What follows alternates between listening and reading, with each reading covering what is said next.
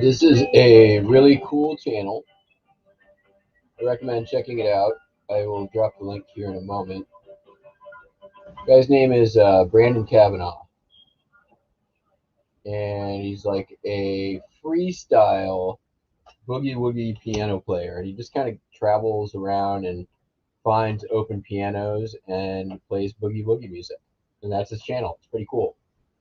Yesterday I got an illegal chain letter from one of your eBay buyers. Oh, that's hilarious. Okay, let's take a look here what we got going on. Let me, I gotta go grab a thing real quick. Yesterday was, I can't complain. It's like $3.80 yesterday, but I have to cancel one of the orders.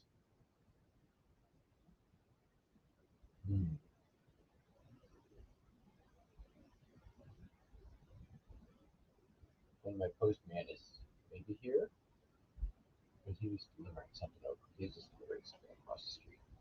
All right.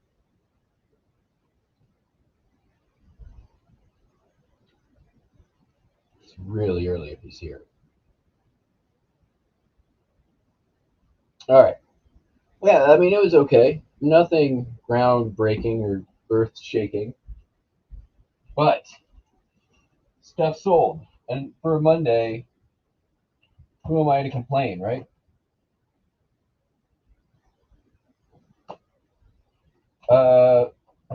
I did some listings as well.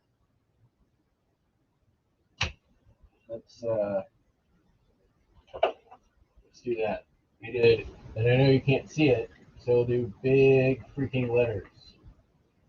70, 1, 9, 100.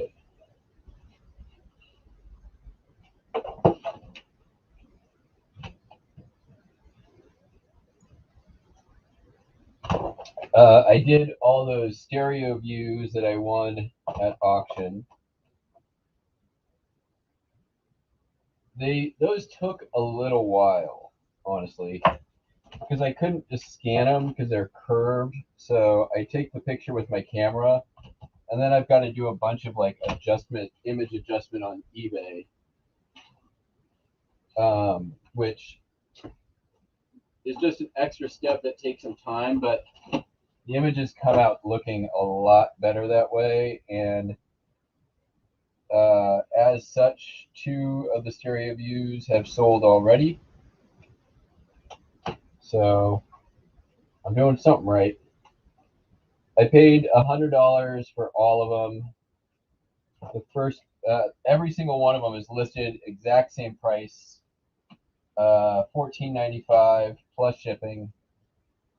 So, the first two sold, and I'm a third recouped, and I get to keep the viewer. Is the deal. So, I had a weird message yesterday. Somebody basically asking me if my postcard was a original, this one specifically, or if it was a reproduction with like a reproduced stamp and postmark on the back, which is the first time I've ever been asked that question. But based on how eBay is now having us list postcards and whatever the item specific things are, it's not surprising that customers may have a question if you don't actually select original or reproduction. That's kind of weird. So I mean, I answered him. I'm like, dude, this is like, if it's a reproduction, I would be very clearly saying. Also, there's because there's postcards out there who are basically selling facsimiles of postcards and passing them off as real. Buyers legitimately have concern and question. So maybe not that weird. And I know I'm ignoring chat at the moment. Don't worry, I'll pay attention in a minute. Settle down.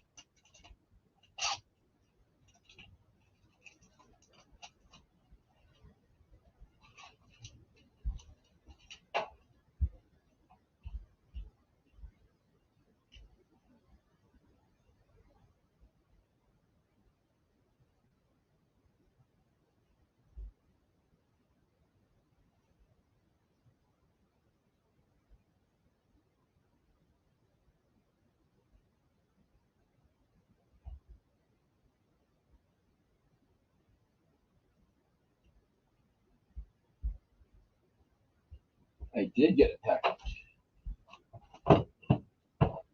I think it looks like he's just running around delivering. I don't think he actually delivered mail. I think he's just delivering packages, which they do that sometimes. So we'll maybe do an unboxing. We'll see what I got. Because I don't know what I got.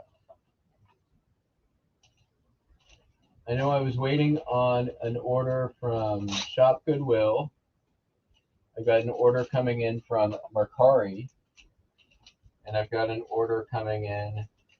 I think this is probably the last eBay lot that I bought.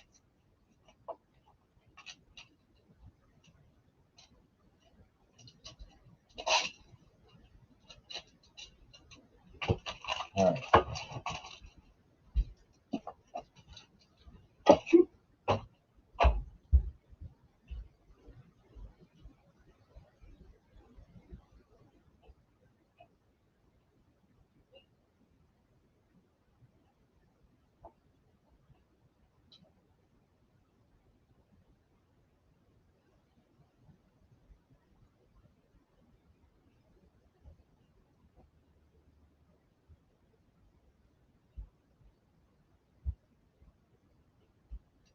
Coffee. And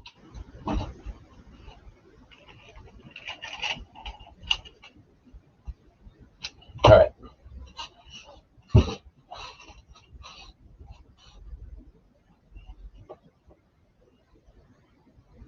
Good morning, everybody. Pearl and Jake and Dawn, and that's all I see. And everybody all lurking, lurker life.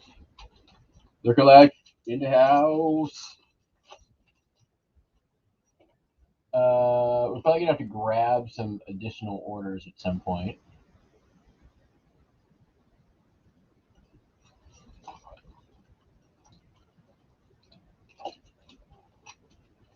Because I didn't grab the orders from my former partner's store.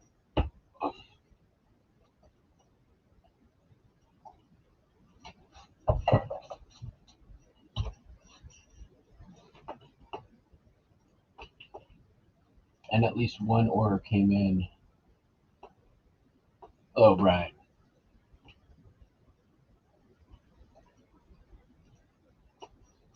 So yeah, we'll do a bunch of stuff today. Hooray!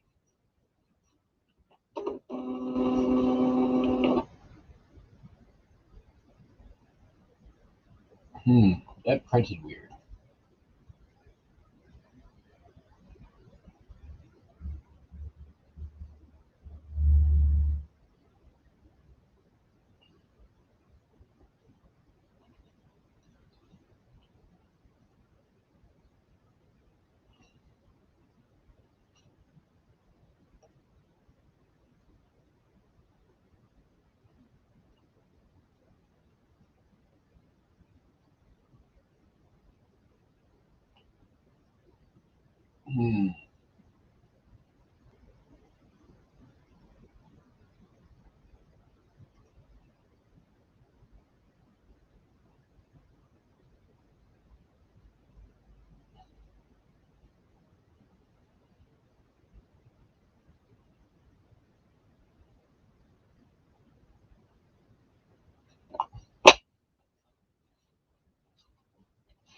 All right, I'm gonna write it on there.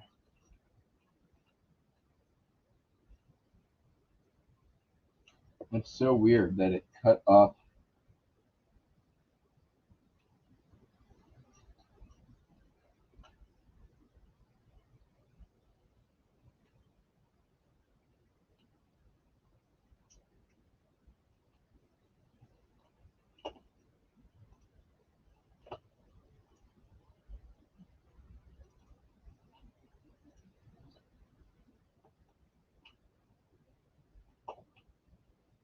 Maybe if I reprint it smaller or bigger.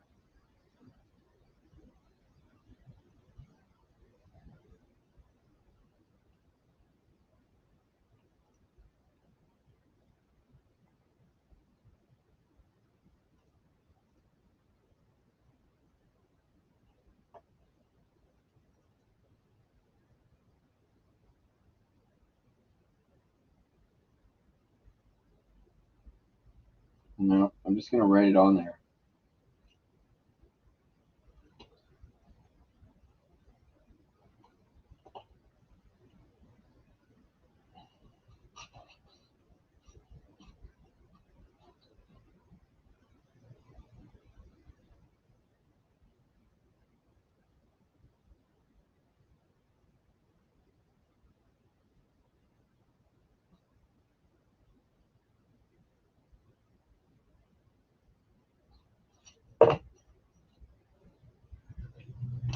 I have not seen that before.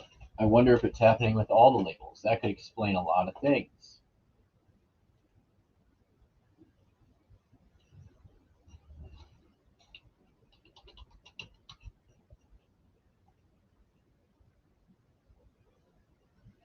No, it's cutting off part of the shipping address. But that one was going to Puerto Rico.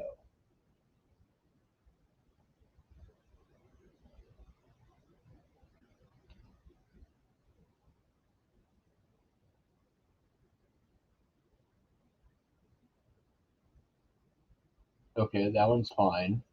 All right.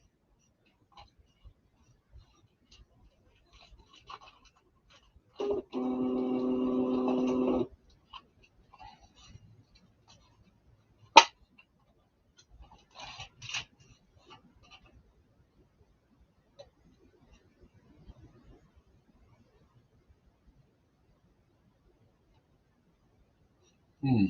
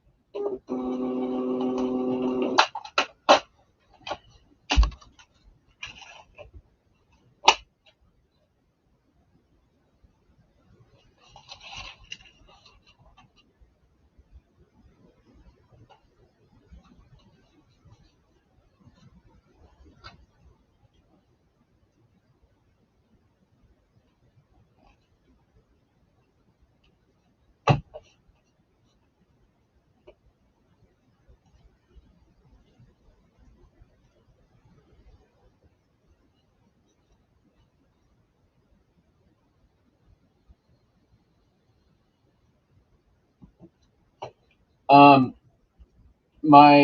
zebra works fine, and it's mine is an Eltron. It's the same as the zebra. I just print it at 96% size, and it works fine.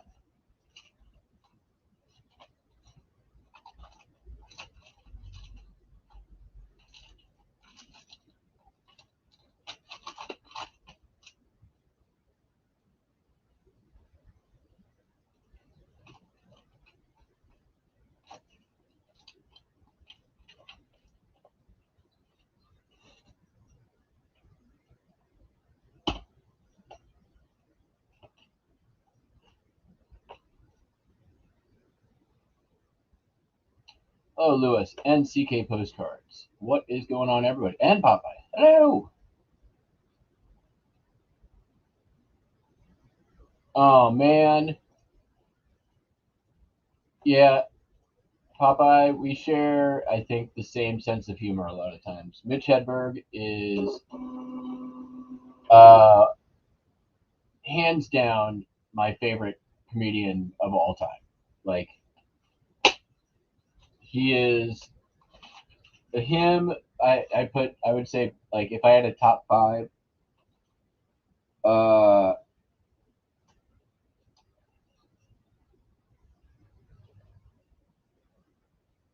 it would be Mitch Hedberg number one. Number two would be Norm Macdonald, but a close second. Uh, Stephen Wright, I think, way up there.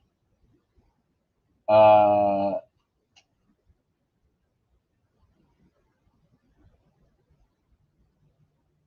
then it gets more difficult.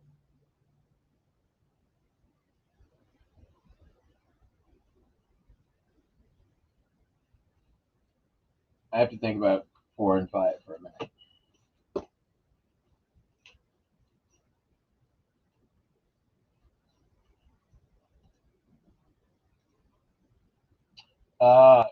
You know who I'd put up there, right? And it's this list is fluid. John Mulaney.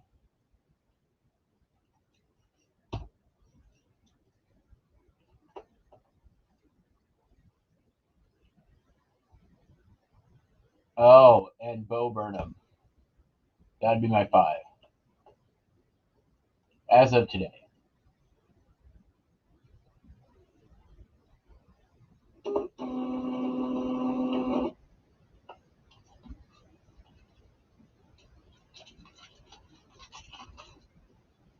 Although I don't know if you can really fully classify Bo Burnham as Judy Tenuta. Hell yeah, but she's not my top five.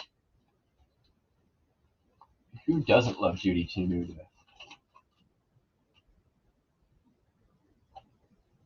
If you guys, if you are comedy nerds at all, uh, I highly, highly recommend this podcast. I'll give you the link.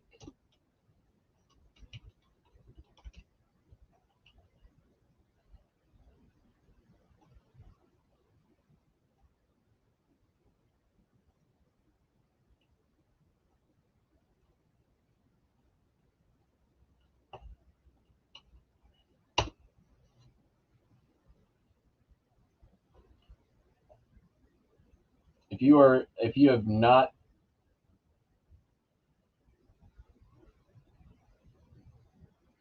familiar with Good One, a podcast about jokes, it is they take one joke every week, and basically like just break it down and examine it. It's fantastic.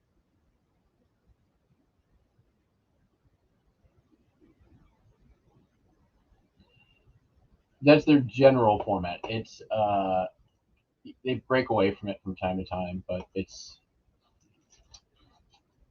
if you're interested in the craft of comedy writing and comedy and jokes, it's great.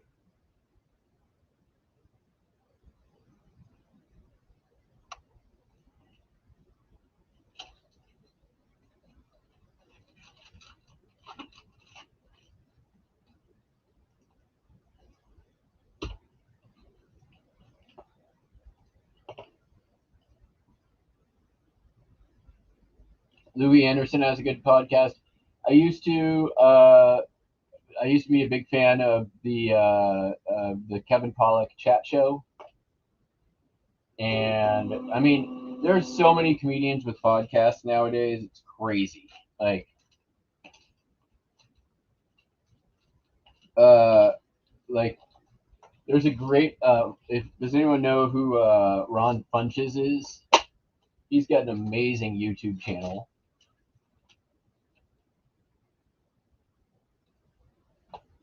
Um,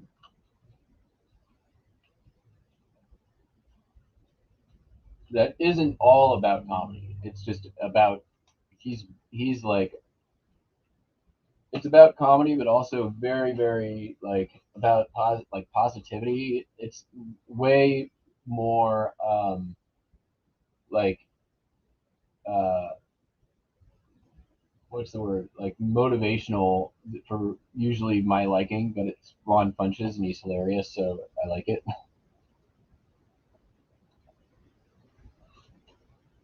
I've heard Louis Anderson's podcast a few times. It's pretty good. All right, let's see here.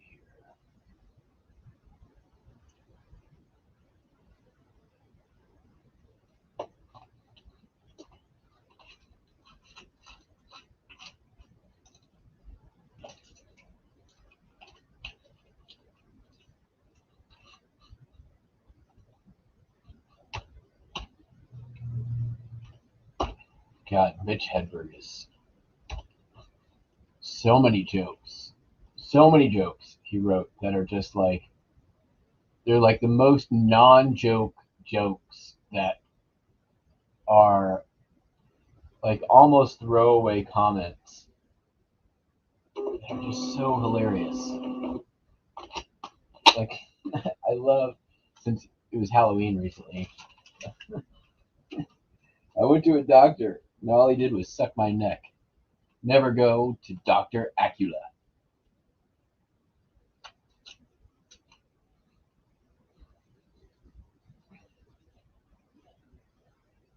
I like an elevator because an elevator can never break. It can only become stairs.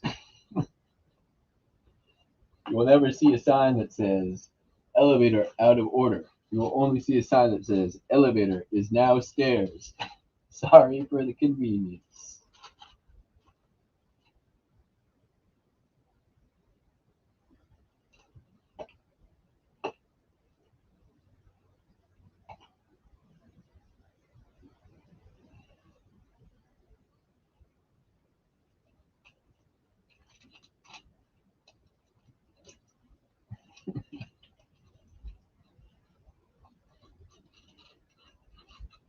I used to do a lot of drugs. I mean, I still do, but I used to too.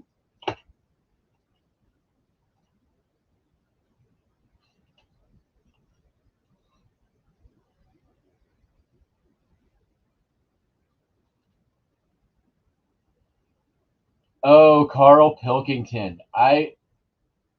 Yeah, unintentional humorist. He is, I love Carl, man. Ricky Gervais's gift to the world. My God, that guy is. I cannot tell you. I I fall asleep to the podcast sometimes just because it's like it's so bizarre. He's such a weirdo. Oh man, you think a lot like Carl? Well, I don't know if that's a good thing or a bad thing. For those of you who don't know, Carl Pilkington what started out as the engineer uh, for Ricky Gervais's podcast that he started, and he was such a weirdo that Ricky Gervais just latches on to people, and that's what he did with this guy because he just like started digging into this weird guy, and then he decides like okay the world needs more of this guy, however much there is, Yeah, what's the point of having a volcano if you don't use it? You get rid of old mattresses and couches. Oh yeah, so many things that he says. Um, he did. He has a travel show called An Idiot Abroad, and I mean the guy's world famous now. Like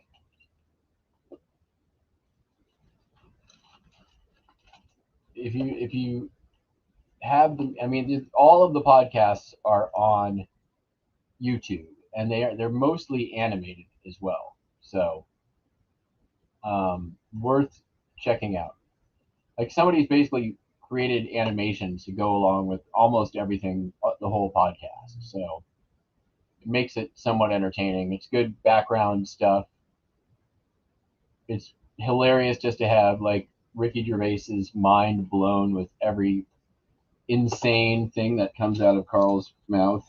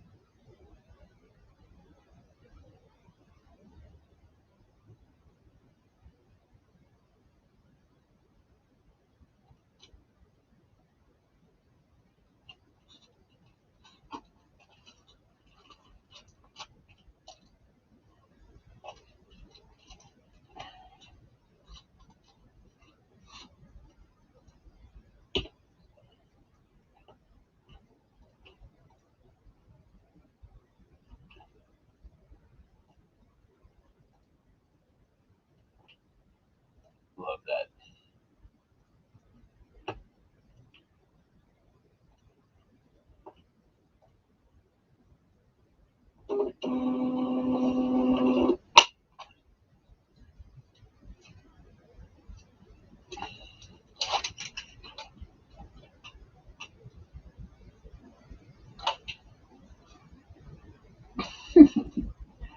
Oh, the other the other Mitch Hedberg joke I love is like I went to a store and they had a contest to count the number of jelly beans in the jar. Oh man, can't I just have some? How about this? You guess the number of jelly beans that I want. If you answered one handful, you would be correct. As I butcher every Mitch Hedberg joke in the book. Oh,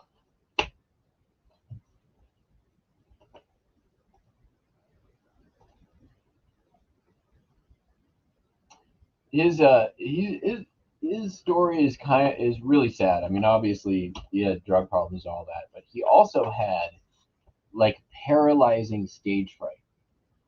Um, and that's part of where the drug problem came in. But like if that's why he always had the glasses on. He had long hair over his face, like all that stuff. He was like trying to sort of hide the fact that there was an audience from himself. Like,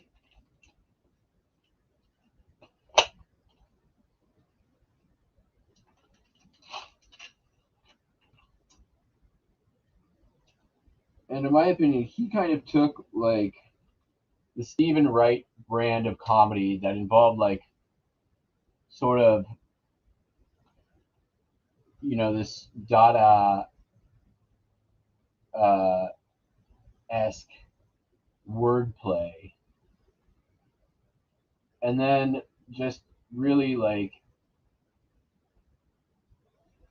put a really unique twist on it.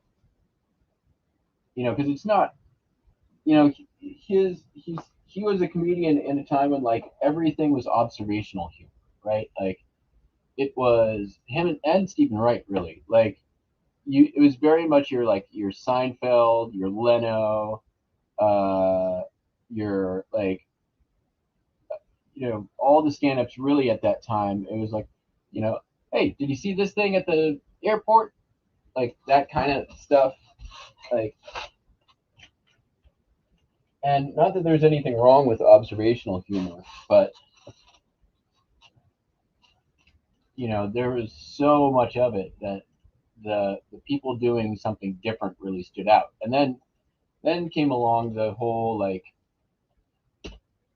what was originally branded as alternative comedy, which was your Pat Oswalt and your Zach Galifianakis and your the comedians of comedy, basically Brian Pizzone.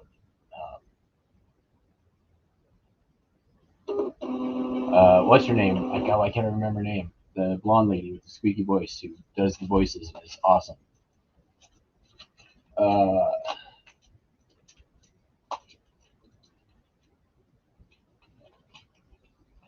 and now it's like, man, there's now you've got this like era of comedy that's these hugely like emotionally revealing monologues and monoliths of just jokes and jokes and jokes, and but it's so much deeper than what comedy used to be, right? Like these are deep dives into psyche, trauma, and the human experience, but done so.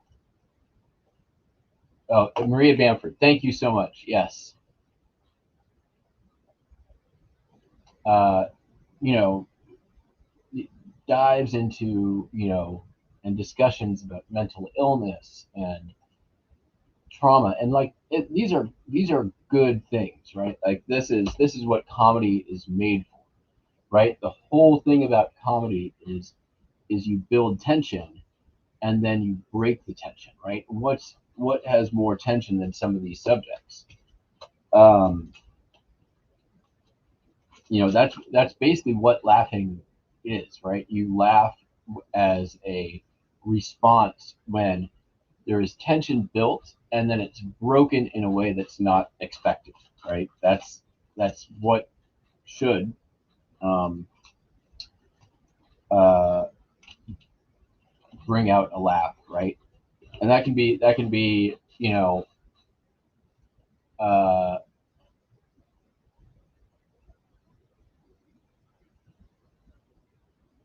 sideshow Bob trying to navigate a field of rakes without getting hit, or somebody slipping on a banana peel, or Dave Chappelle's recent special where he he took a lot of heat, but I mean, you know, I am on unpopular opinion. I'm on Team Chappelle on this one. Like, if you are, I feel like the criticism doesn't understand or take into account what the actual message he's giving is, and it doesn't actually look at full context, right? It's isolating statements and not taking the full context into view, which is you know happens all the time. And it's a favorite thing for, I would say, the extreme left and very much so on the extreme right to do. Right? Let's isolate this thing that I don't like so that I can attack this without. And when I'm attacking this, it means I can attack the whole thing, even though that may not be appropriate. All right, what do we got next?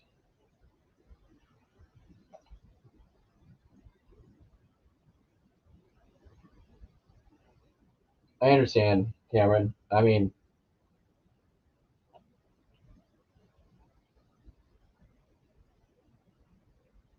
oh, Jim Gaffigan's great too.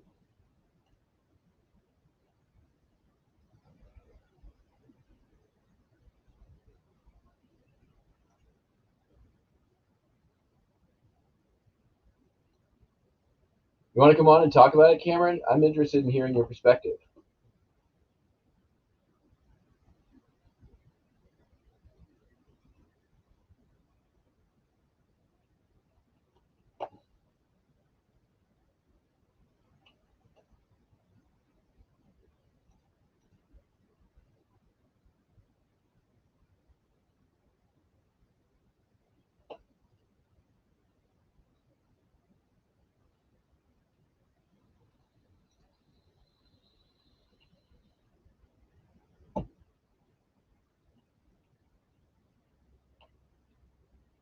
Oh, I have to cancel an order.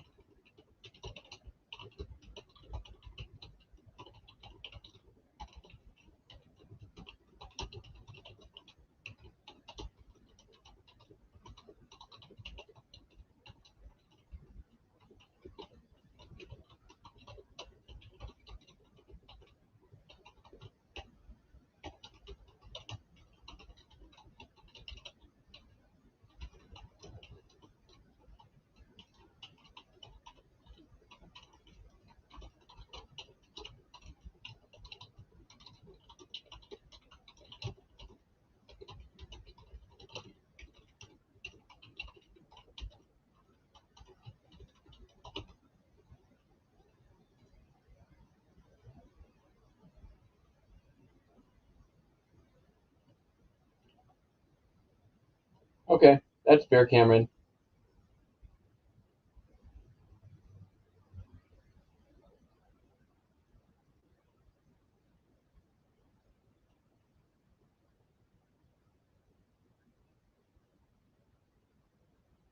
What's up, Justin?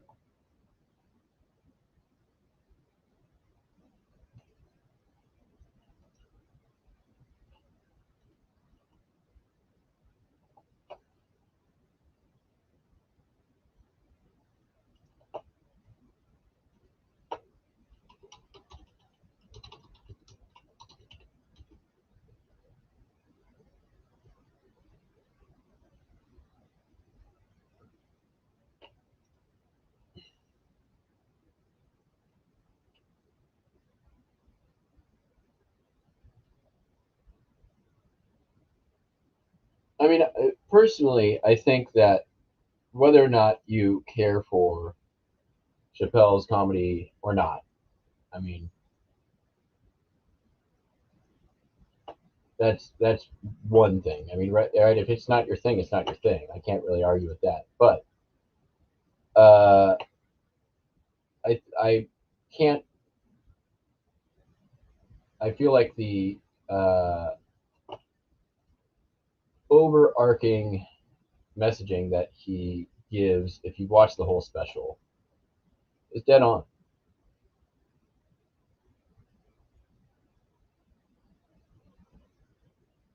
You know, one, he said he's not going after trans people anymore. Two, you know, he essentially said, you know, he responded to the whole uh, idea, I'll say, of or accusation of punching down. Uh,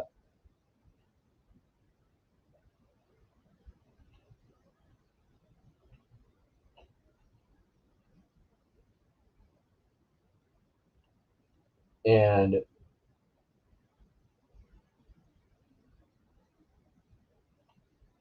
you know, essentially, he said, you know, at the end of the day, you know, is that the African American struggle in is envious of the trans struggle, that they have been unable to make the same kind of progress. That's an oversimplification, but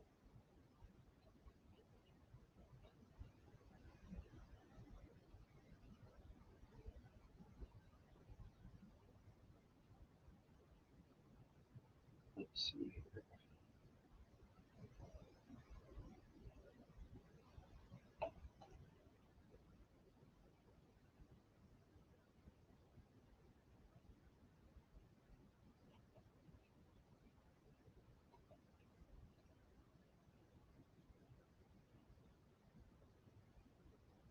And obviously, it's way more nuanced and complex than that. But all right, what am I shipping next?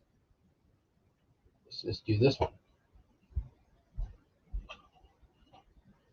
This is Ivor's love affair with Puget Sound, songs and ballads. Ivor, famous restaurateur here in the Pacific Northwest in Washington, known for his acres of clams. This is his songbook, that I've never seen before.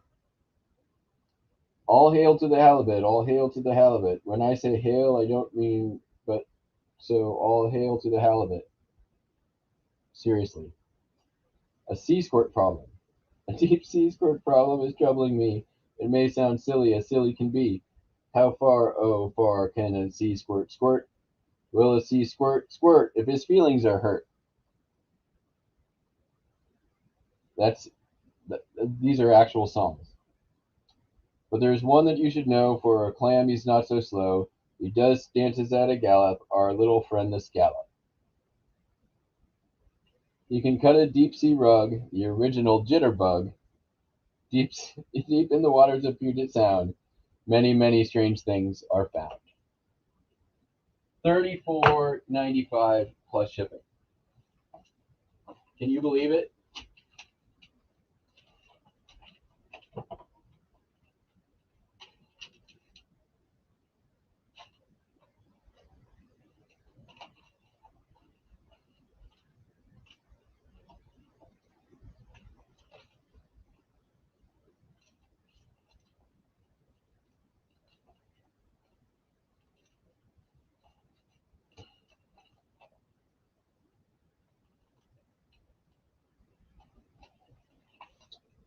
Oops.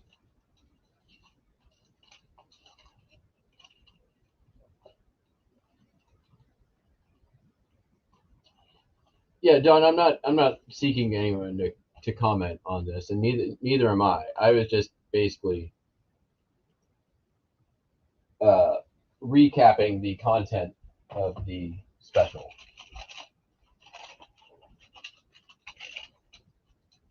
in the interest of providing context to the conversation for those that are unfamiliar.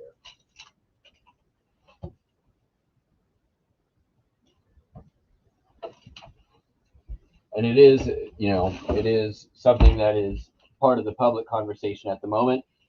So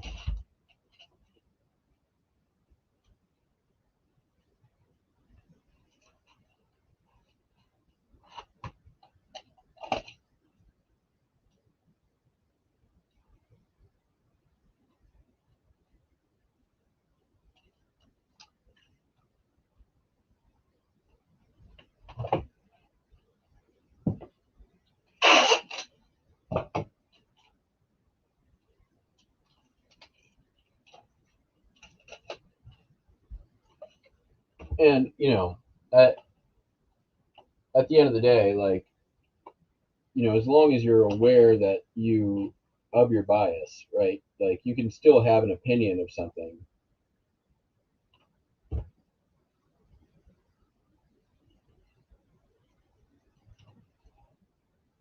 It just requires that you be somewhat malleable when it comes to how strong you want to hold that opinion. If you recognize that you have bias and you don't have all the information, well, then you probably should also recognize that you should remain open to additional input and perhaps be willing to change that position with the introduction of new information.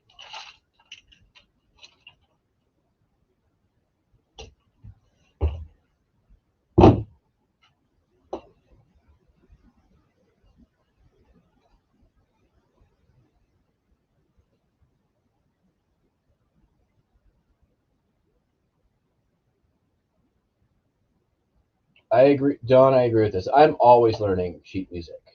This thing that I just packed up, I just knew was good because I'm from Seattle. It's a local, very famous sort of local celebrity, and right now all of those things, they're closing. That took almost 3 years to sell, to be honest. So it's not like this flew off the shelf, but I did get full asking price out of it, so that's good. All right, let's do some easy stuff. 14. Oh, but a bunch of stuff came in.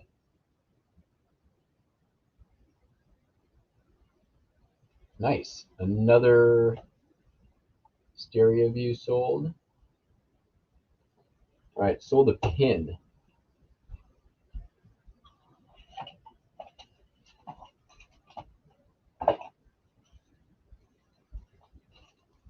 This is a, hopefully you can see it. U.S. Forest Department of Agriculture pin. People start here. I'll just, you're not going to ever see that.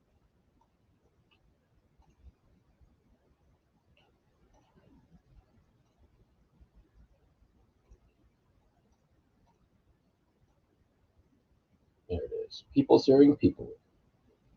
Little enamel pin. $15. Took an offer.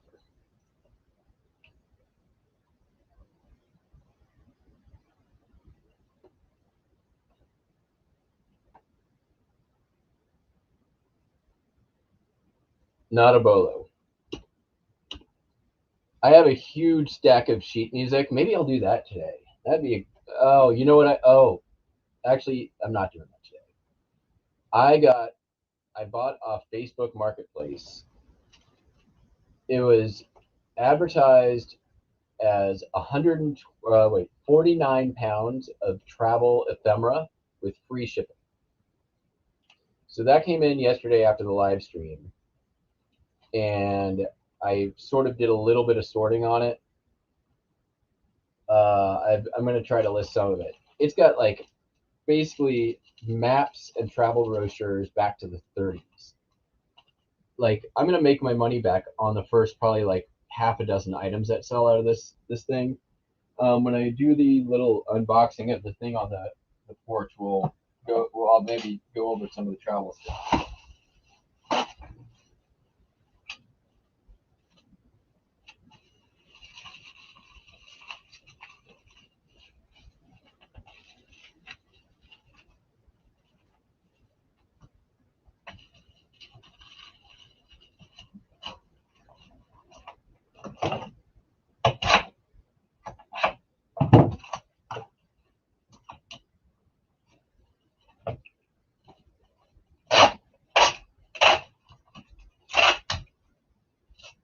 This was the box that came in. So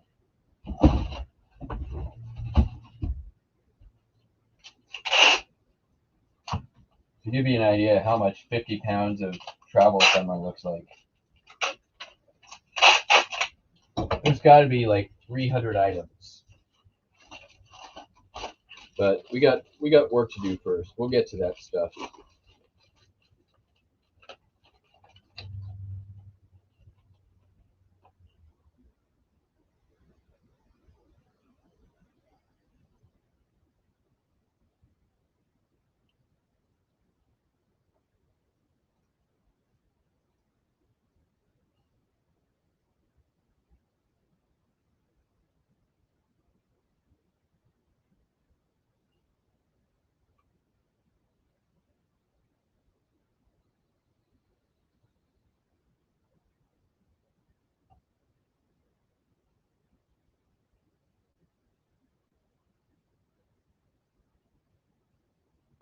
Wow, foreign railroad stations.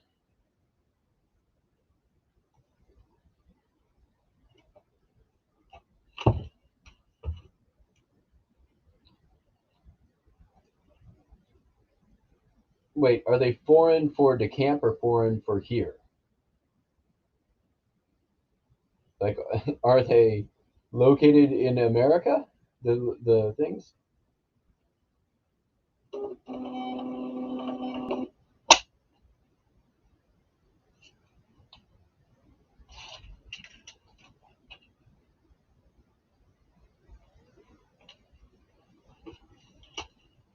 They're what, 25 pounds? No, this was 50 pounds. Okay, gotcha. The station's overseas. Here, we'll just.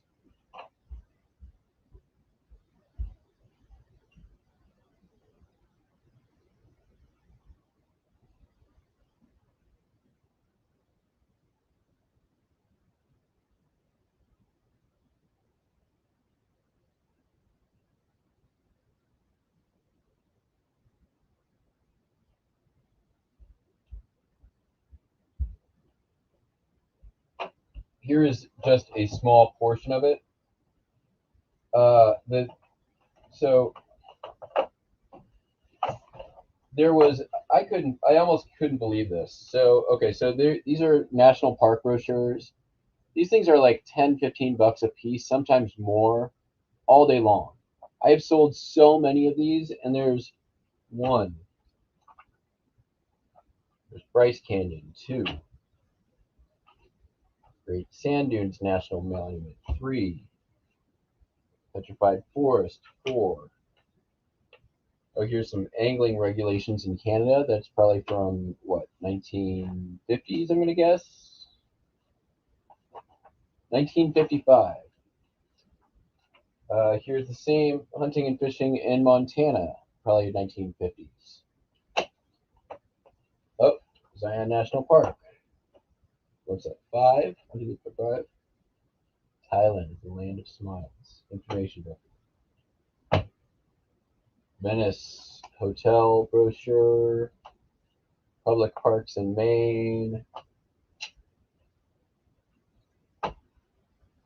Acadia National Park, Maine. Here's the Halifax Citadel.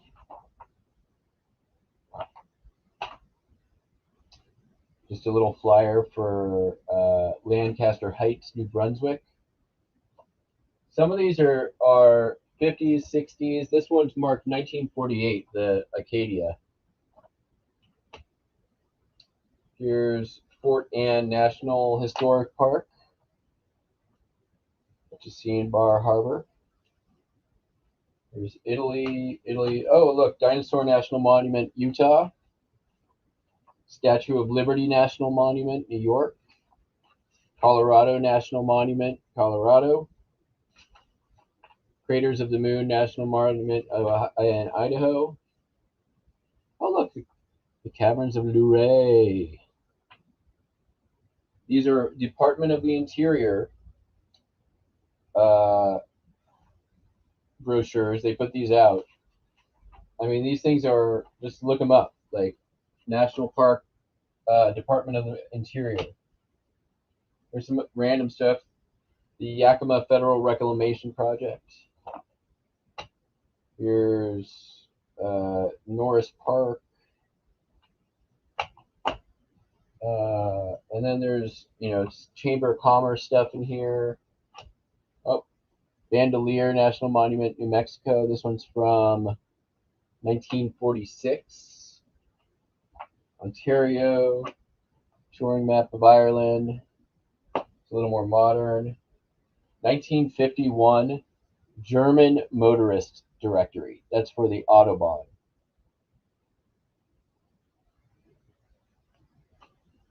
Pretty cool. Istanbul, not Constantinople. Montezuma's Castle National Monument, Arizona. And then like some pictorial guide, travel stuff. Historic Nova Scotia. This is from 19.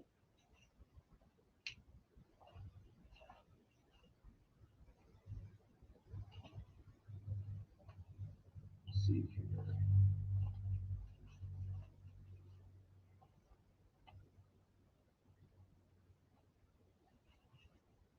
I'm gonna guess 1950s. And I mean, this is like not even all of it, like not even close to all of it. This is just a handful. And then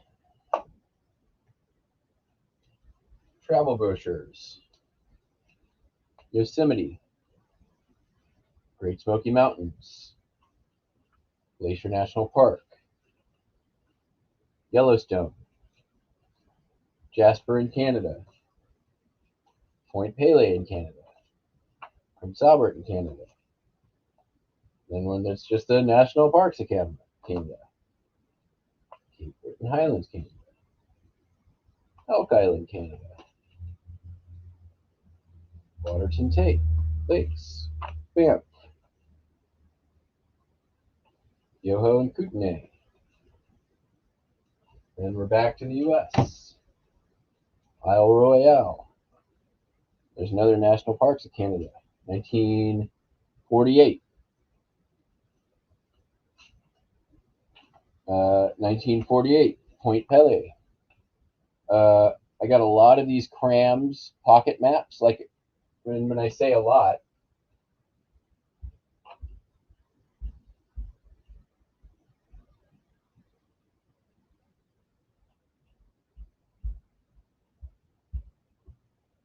I mean a lot. I mean, these are all crams pocket maps. Like I could probably more than double my money just on those. What else we got here?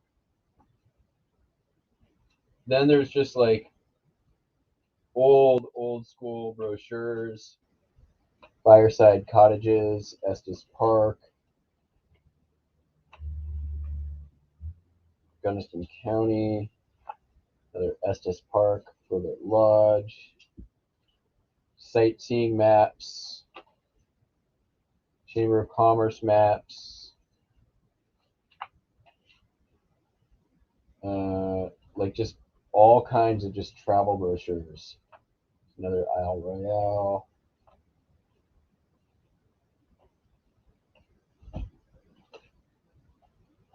I mean, 1954, Sequoia and Kings Canyon National Parks, Santa Clara County travel brochure. I'm going to guess 1940s as well. Silver Springs, Florida, free road map. I mean, this stuff is, there's not a lot of it. This stuff was, you know, when it sells so consistently. Here's, dude, this one, die cut marine land, like postcards, they're $2-3, right? Oldest house, St. Augustine. Here's the 1955 Nova Scotia official highway map. So, I mean, oh, and then I'm going to guess this is probably 1940s. History of the Badlands.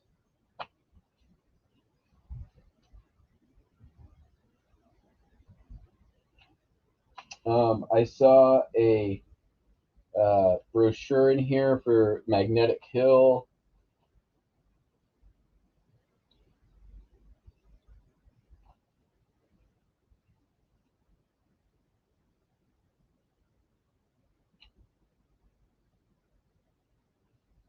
So I mean, some of the art on this too, like Phoenix, Arizona. There's like, yeah, Don, I know. We all hate Marineland and SeaWorld, but it was a different time. It's the same thing. Like, whatever. It's not. Am I gonna not sell like Ringling Brothers stuff because they were bad to elephants?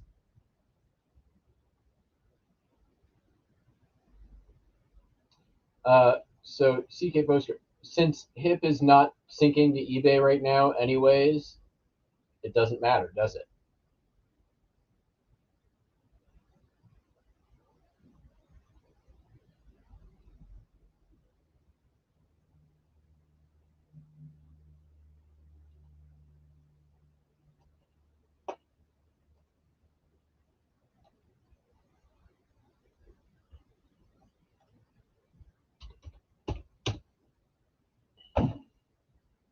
So yeah, I mean, there's a lot of money in these here piles. All right, let's get back to work.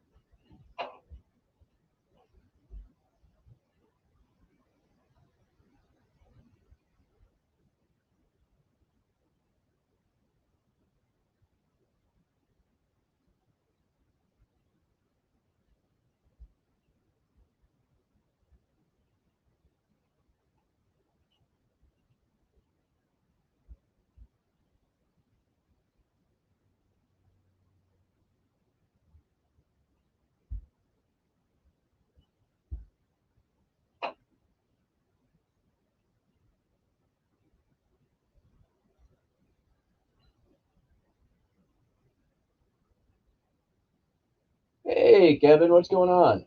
Thanks for coming in. We did that already. Hey, welcome, welcome. Yeah, I mean, paper is so easy, and it's not the fastest seller, but it sells when you have enough of it. It sells consistently. It's like postcards or whatever. Stereo views in this case. All right, next up, we got this stock certificate from 19 what something numbered. Oh, it probably says something in my listing, right?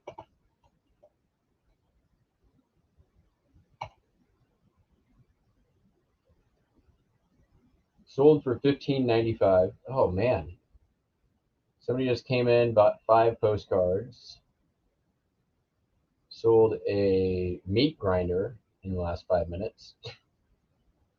So we're gonna be grabbing some stuff. All right. This is from. Oh, it's just a specimen. Got it. So I don't know when it's from.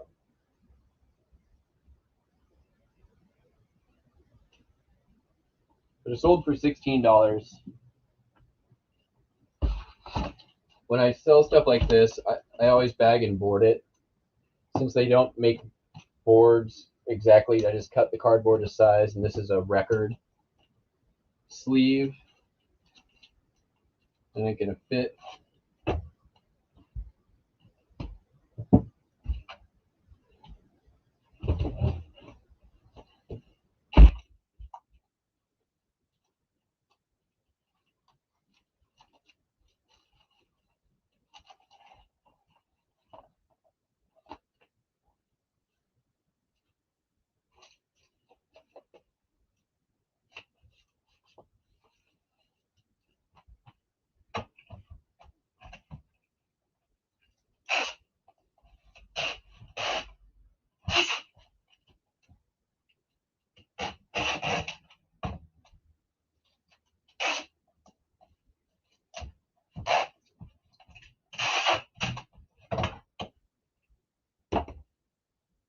Dude, Kevin, if you're still here, I am so jealous of that pick you were on.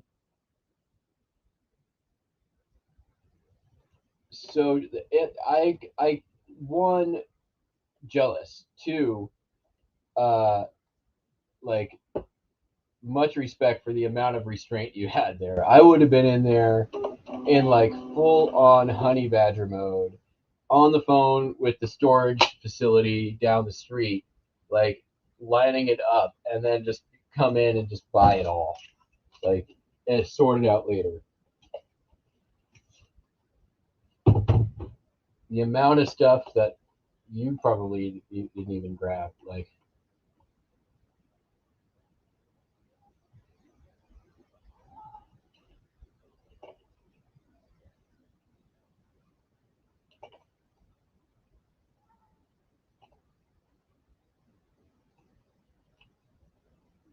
Hi, Buster. What? You want treats? No. Yes. Treats.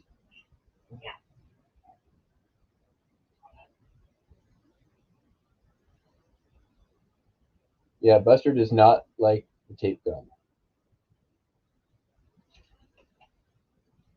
This is mine.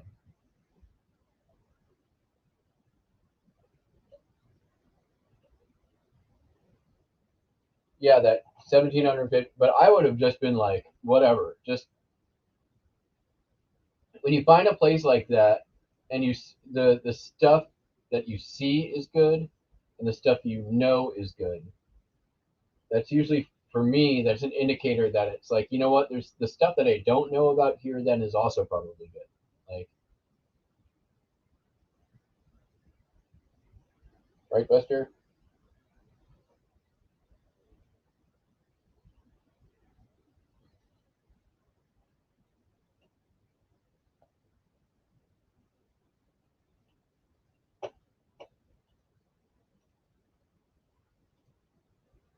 All right.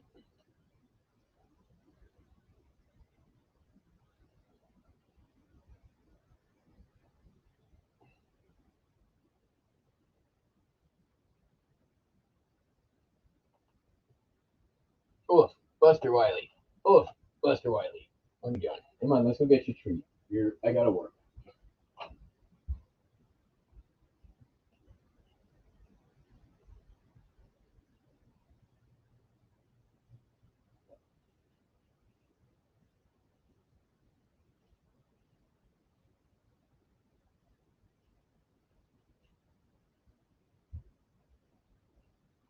All right, moving on. The Kodak Disc 4000. This is the second one of these I've sold this year.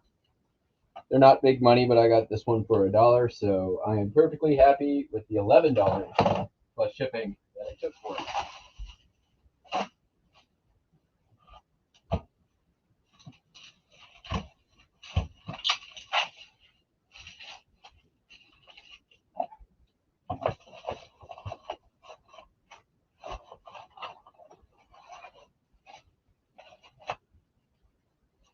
I need to get rid of this stuff. I want this for bubble wrap.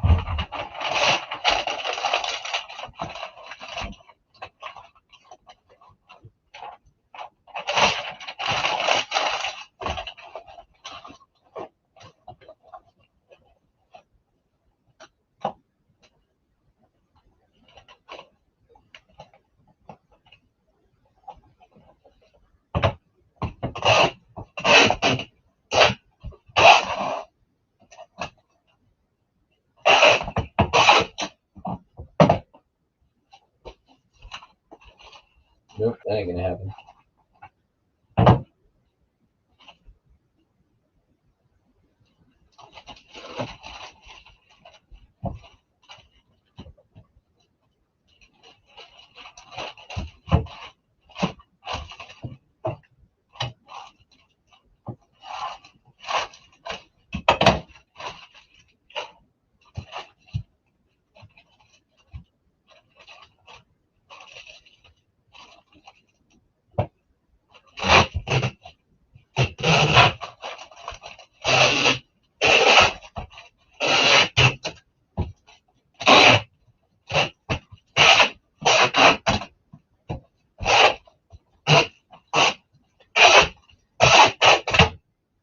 Since the camera works, I just want to make sure there's no moisture.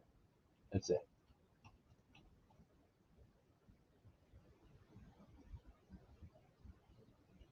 Joe, yeah, back up that truck. That's my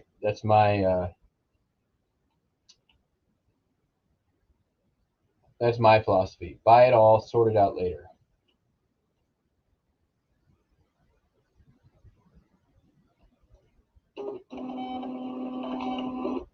I think Kevin popped in, said hi, and then went back to work. Listing $1,000 VHS tapes.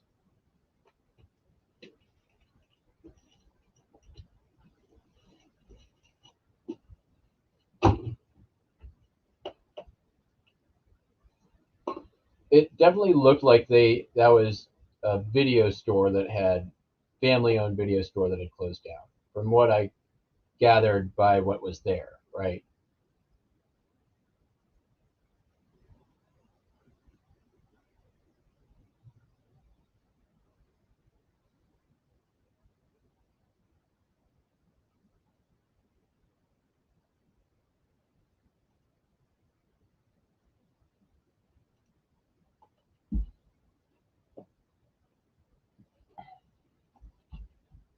All right, sold.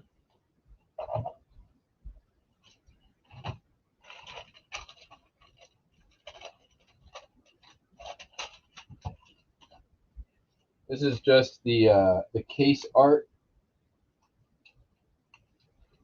to Donkey Konga.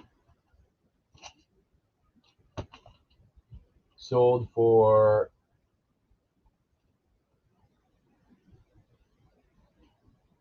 $6.95.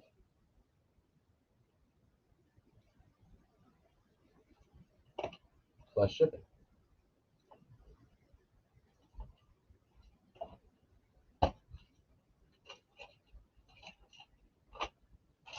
I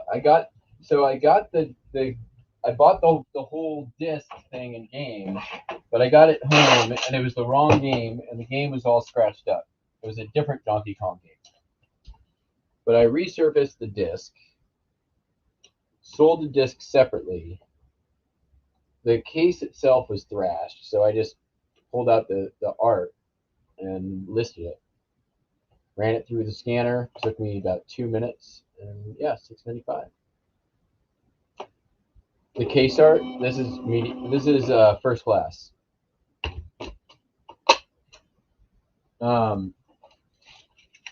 Media mail has to have a minimum number of pages. It can't be a single sheet.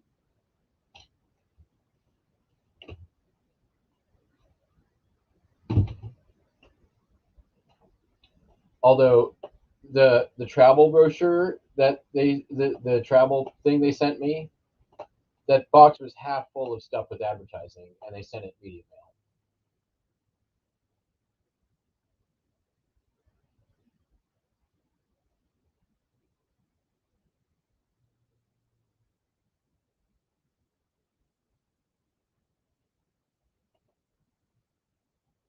All right, let's do. This is a Northwest Bible Institute yearbook, 1939. But check out that cover. It's just high relief embossing. It's so nice. Sold for $30.95 plus shipping.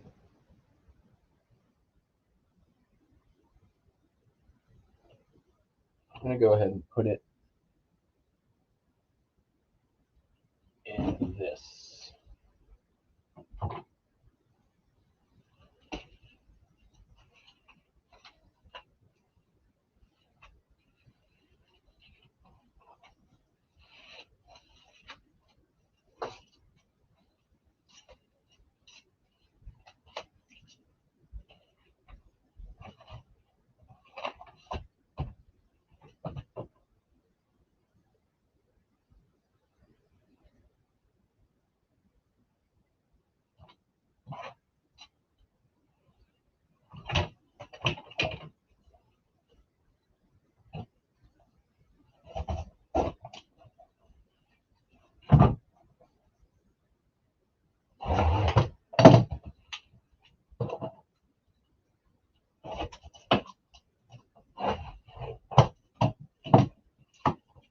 Time to change. Nothing on that.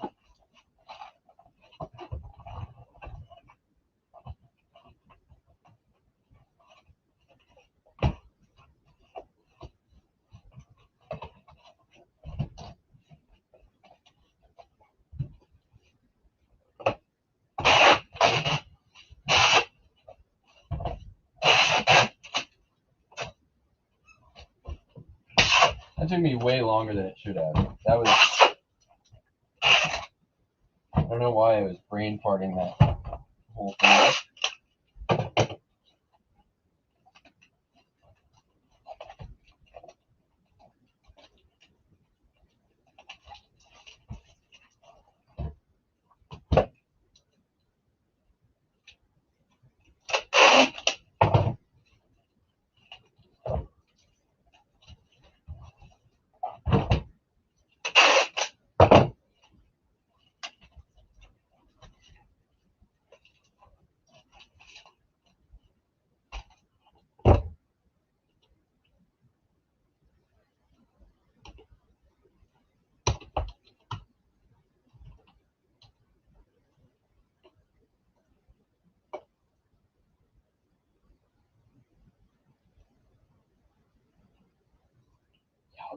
quiet.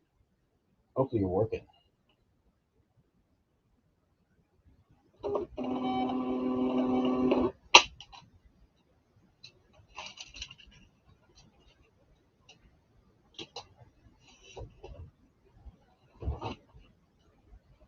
All right. Next, we sold Till Tuesday. Voices Carry. Voices Carry. You know the song? My amazing karaoke rendition of it. Go to the post. There you go.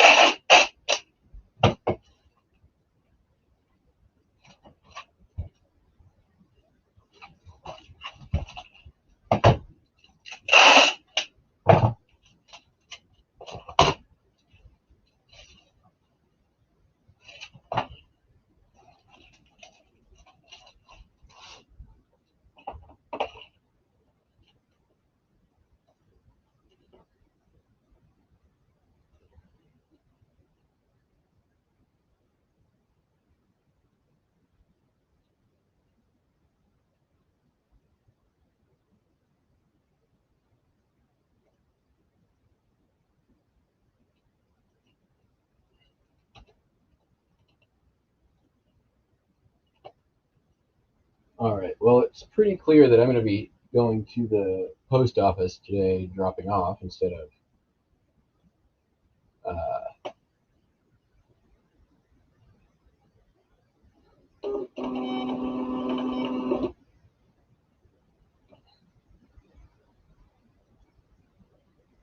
HBG. Yeah, Griggs. That sounds right. See you, Lewis.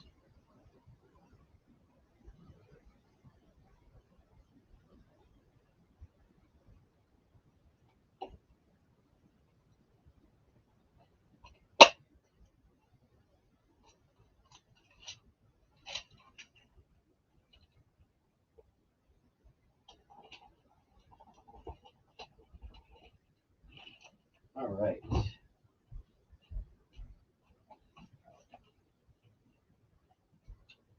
These are 50 Christmas miniature ornaments.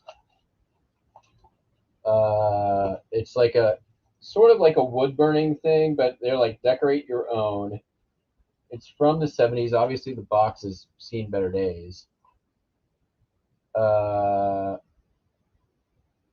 did this here sell for? I got it for $1. It's mostly used, so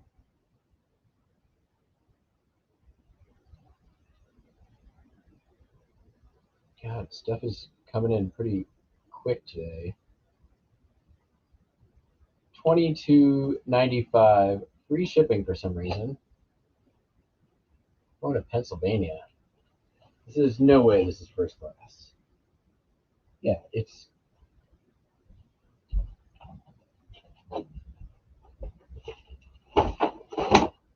well,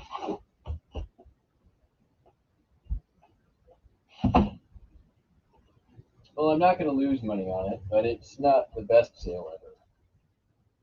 Large flat rate. What is this one? Mailing box. There we go. Are these the same size? No, there's these slightly bigger ones.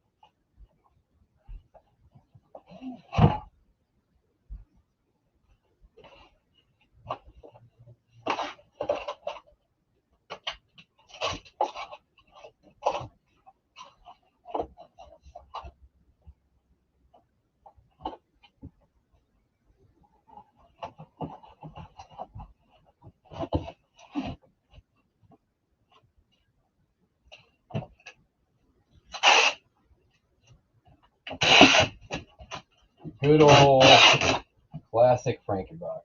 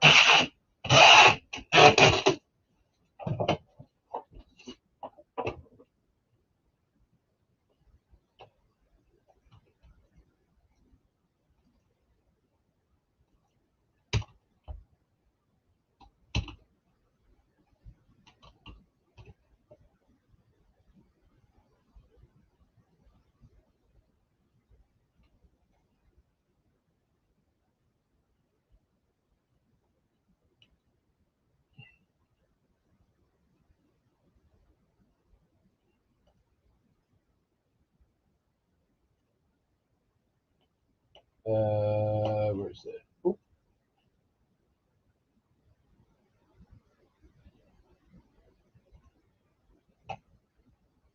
Wow, that is expensive.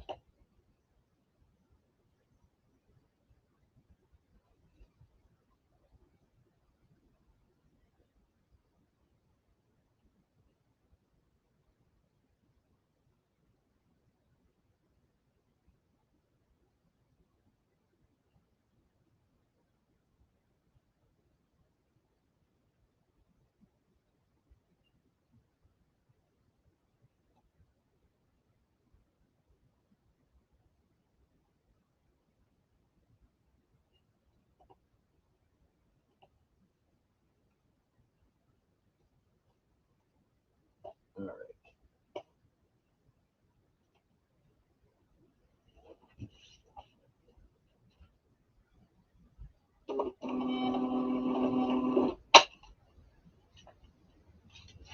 Okay, so since it's clear that I got to drive to the post office today, I might as well pause here real quick and go pull some more orders that came in since we started.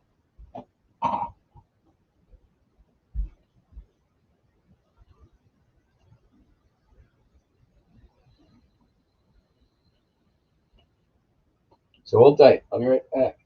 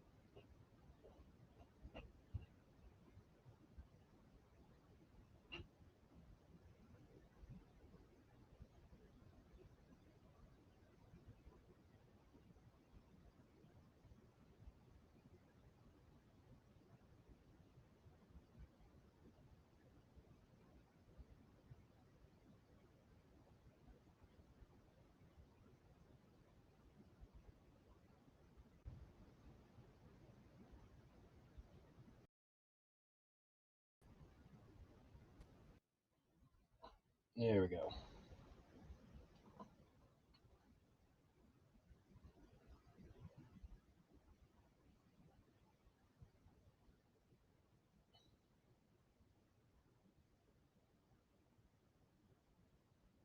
Leave blank if nothing accurate drops down. I don't trust the drop downs. I enter my own all the time.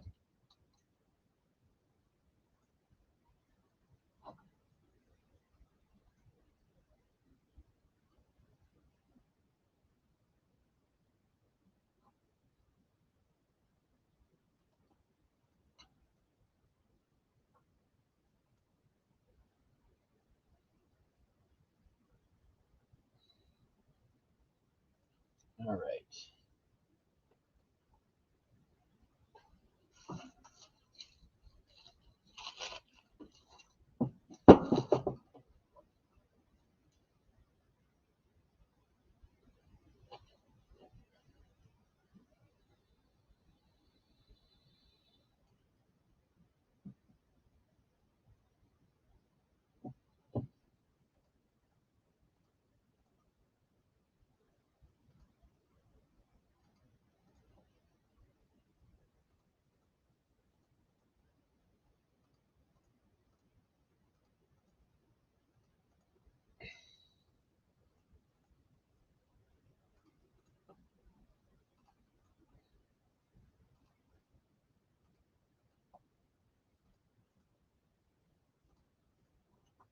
All right, let's start with stacking hay in Washington.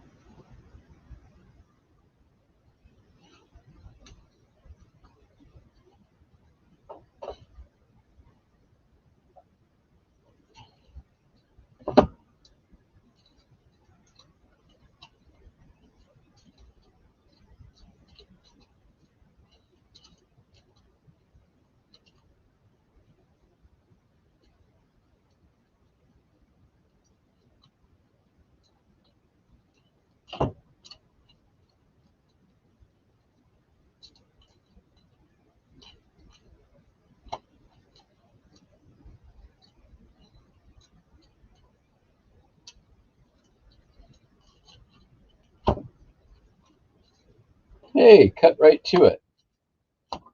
That never happens.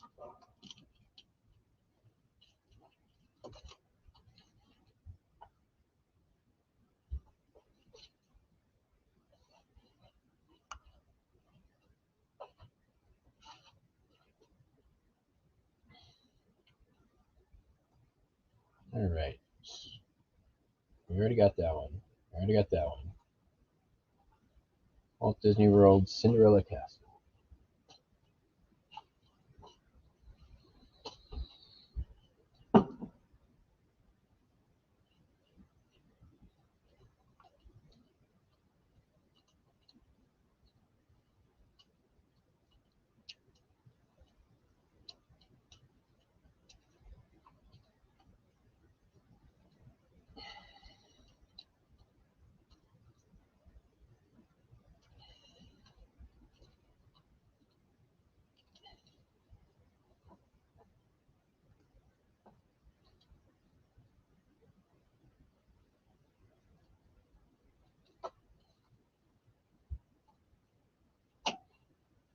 Hello, Buster. What? All right, skip that one for the moment. Castle Geyser. Third stereo view from that lot.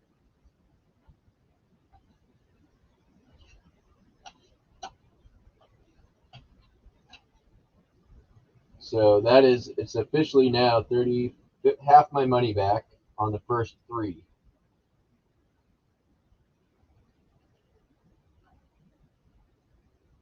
In 24 hours.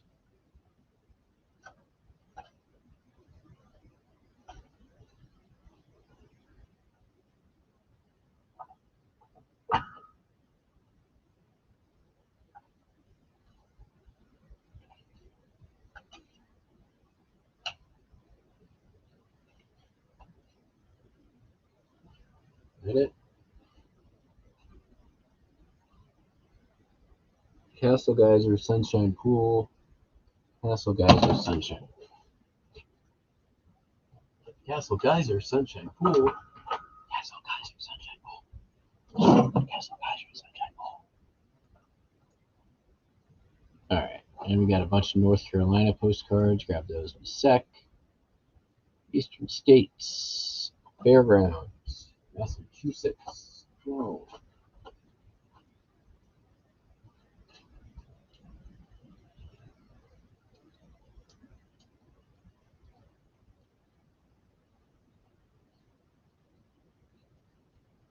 Which is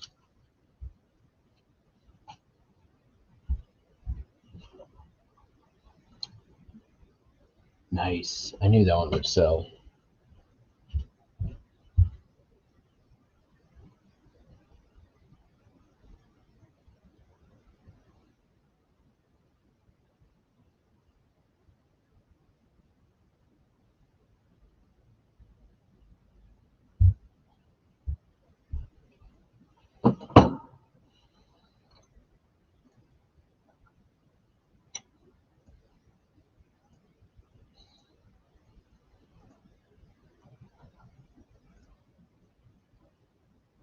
Did they come in? Is it all linen that they bought? Wow.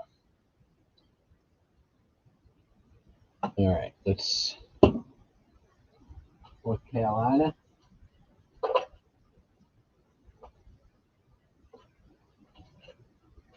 I just listed a ton of these, so Did they bite both the chimney tops? Yes.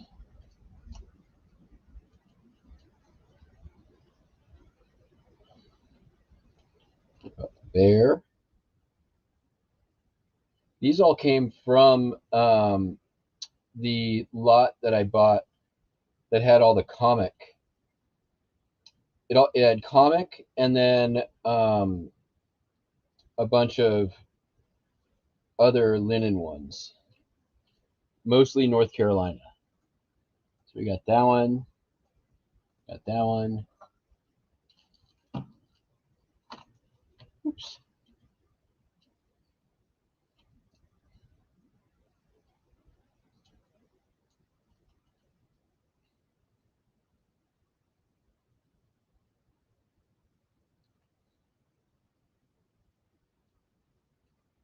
That one is one of them. So basically, this sale, hi Buster, gives me almost all of my money back on that whole lot and it was purchased right off of eBay. Ow, Buster.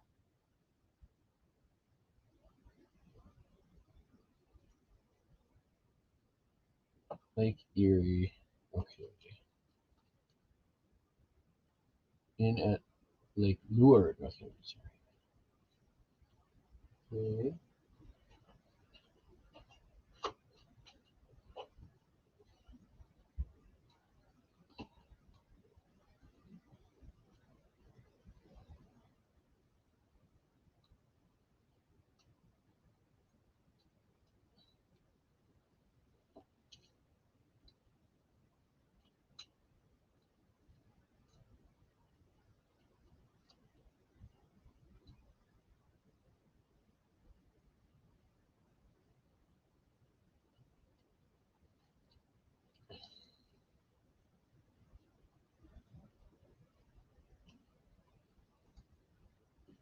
Hanging Chimney Rock.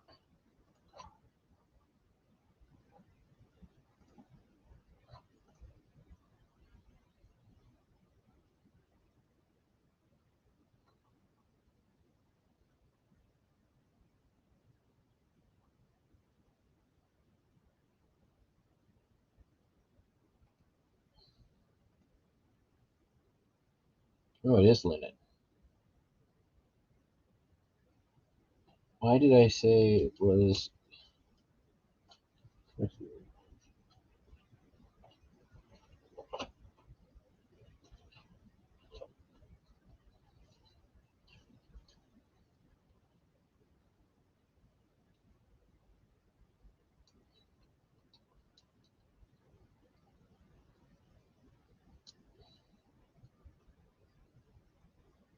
Yeah, that's pretty awesome. When these are the not the cards that I bought the lot for, but they're more or less paying for a big chunk of the lot.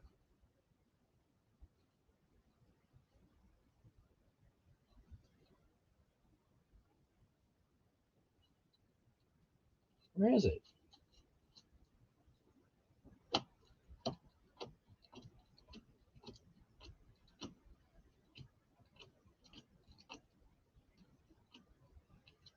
There it is. Okay.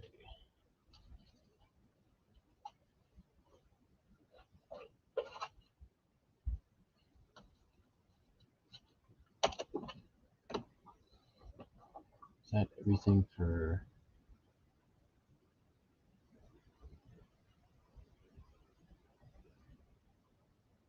That's upstairs. Oh, we got this one.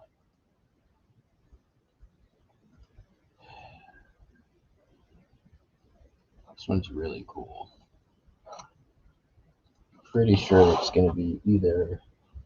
Hey, that's gotta be here. Yeah.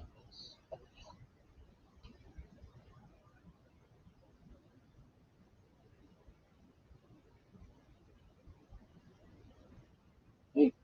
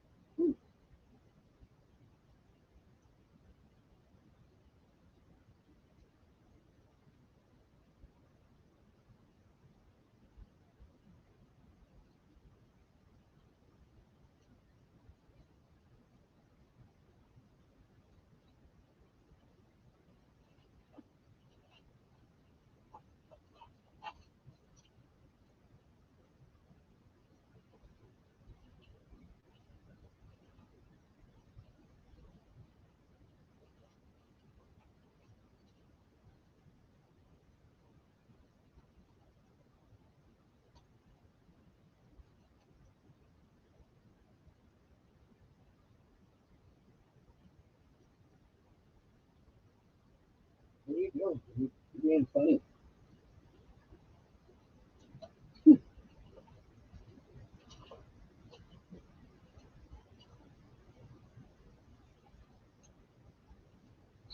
Pushy, pushy.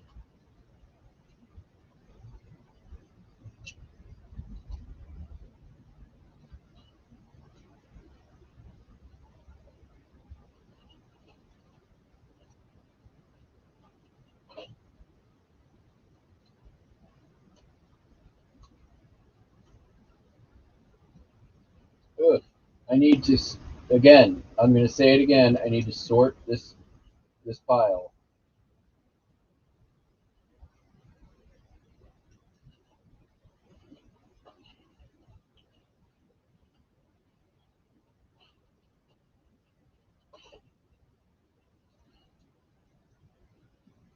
I've already spent too much time going through it. It needs sorting.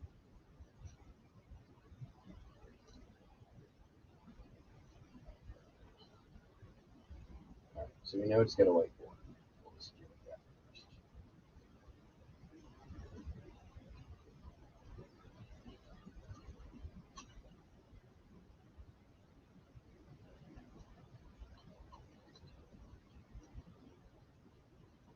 There it is. All right, Buster. Excuse me. Excuse me. Excuse me. Come here. All right.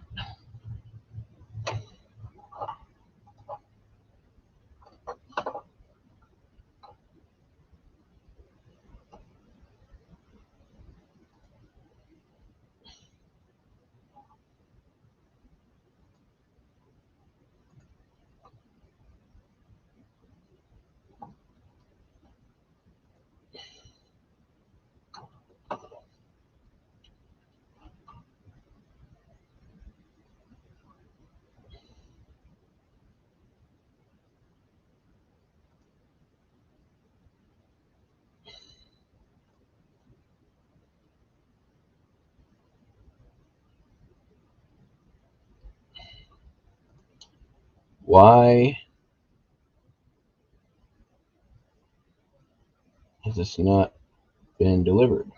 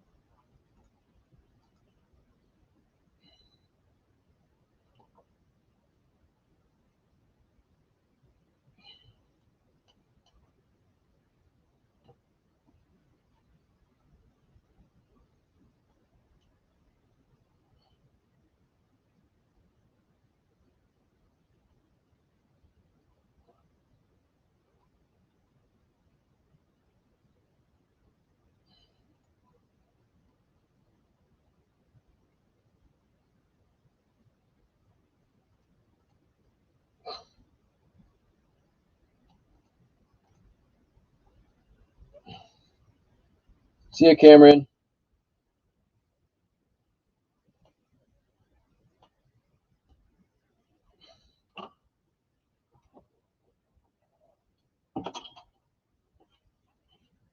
Buster.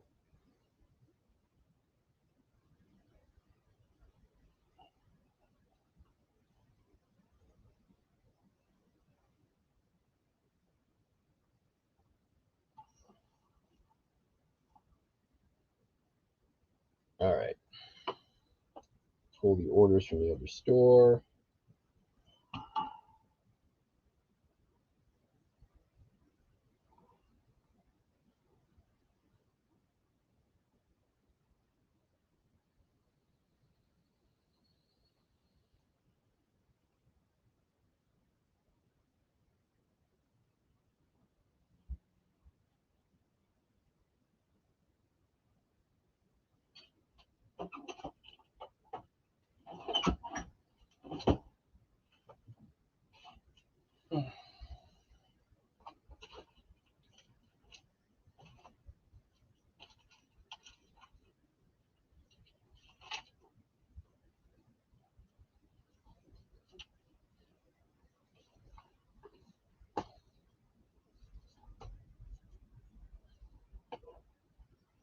pretty sure this is this. Yeah, that's what this is. Hey.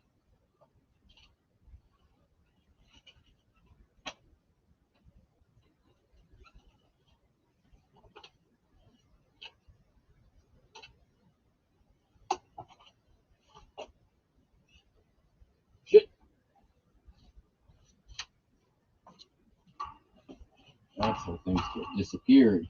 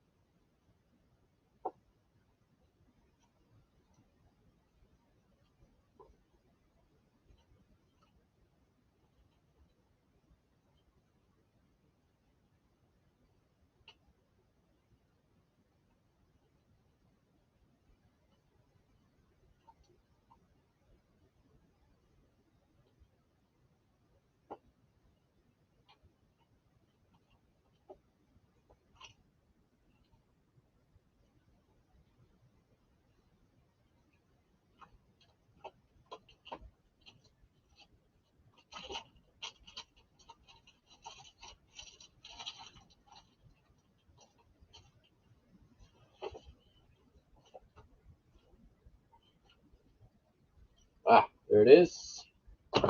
Oops, sorry, Buster.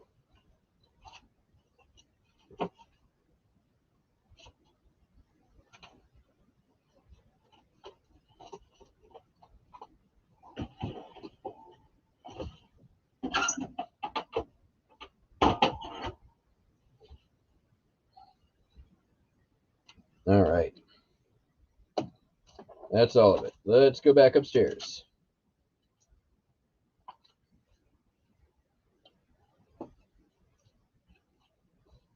Come on, Buster. Let's go. Come on. Come on.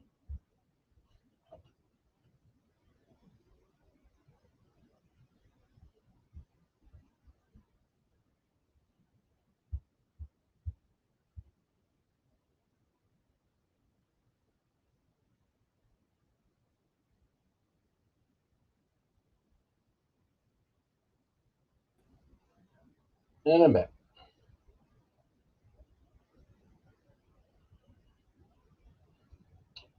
Kyle, Mutascope cards. I have sold many of them.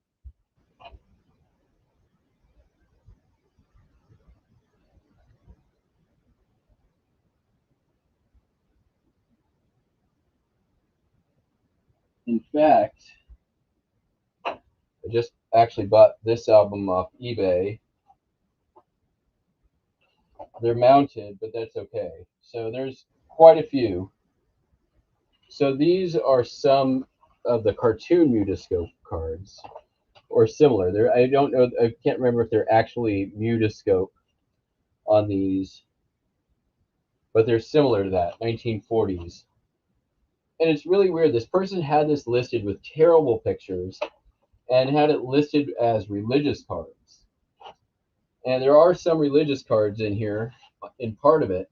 But in the same album with all these religious cards, and I'll show you those. Here's all the religious ones, right? Lots of them. Lots of religious cards. But in that same album, some of the best condition, except that they're mounted, Glamour Girls, Mutascope cards. I've been selling Mutascope cards for a long time. And then here's some more.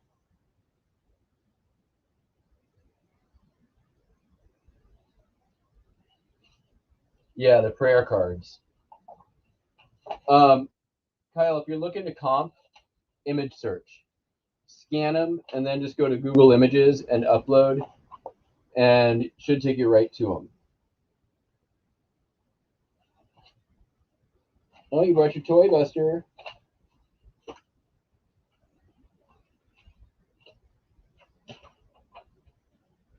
you go.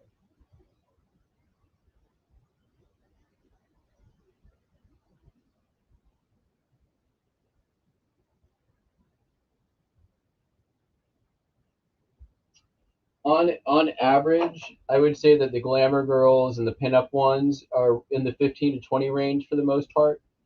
The comics are usually in the like 5 to 10. There are exceptions, as there's exceptions to everything.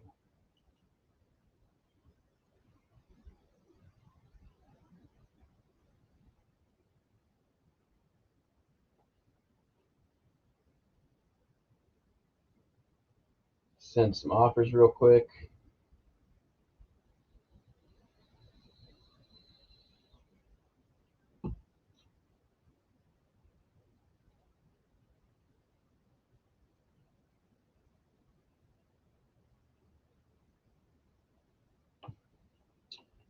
No, Google image search. Here, Kyle, let me Google that for you.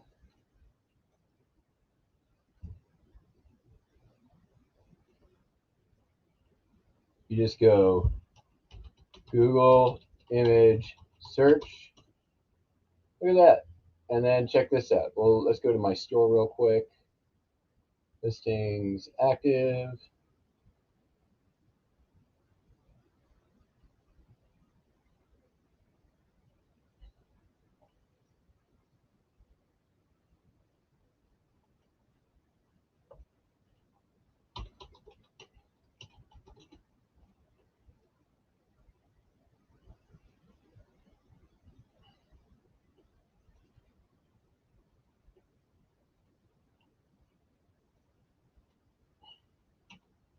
I'm just downloading one of my own pictures onto this computer.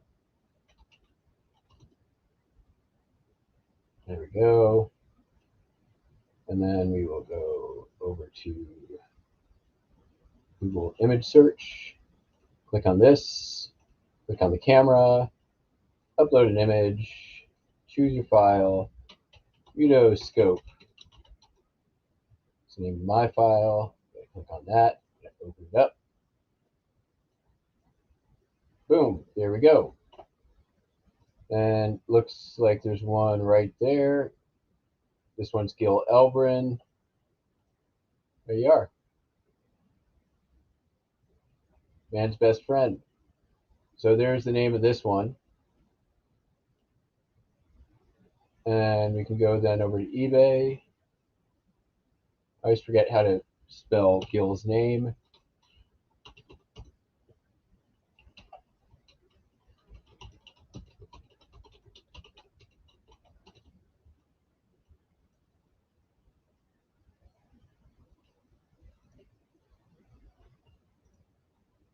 There we go.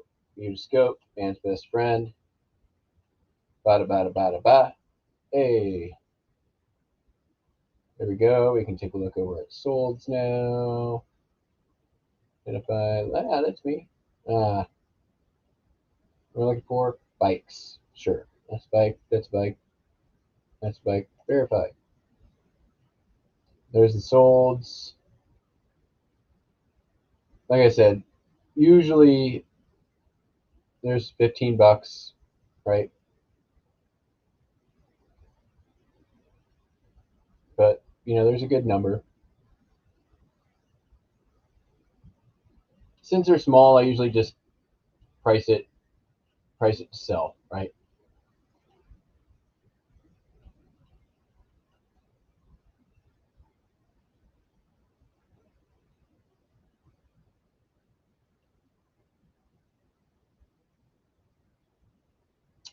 So what you can do if they're glued to the page, we'll do a little demonstration.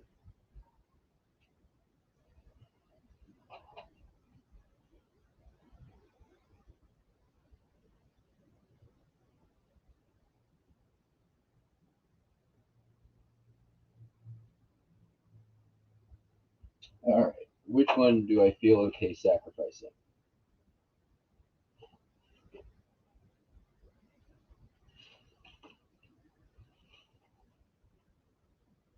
I mean, I'm gonna have to do it with all of these, but I'm gonna be a little less. All right, see, there we go. It's actually, you got to be really careful, and it takes a little bit of practice. But what you want is get yourself a pocket knife with a non-serrated edge, like this one. Okay. Get yourself a very hard surface, like so. All right, and here's the thing: is you don't want a lot of pressure, right? You just want just enough, and at an angle, very slightly. You're trying not to take up too much at any one time. It's almost like you're almost like sandpaper almost, right? You're just really just trying to get some friction. And if you've got loose pieces,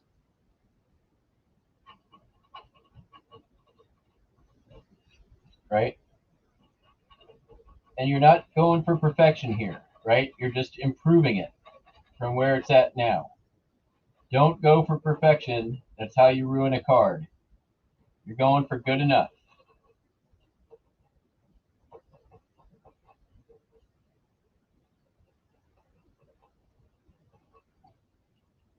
Right? And sometimes good enough is exactly how it is.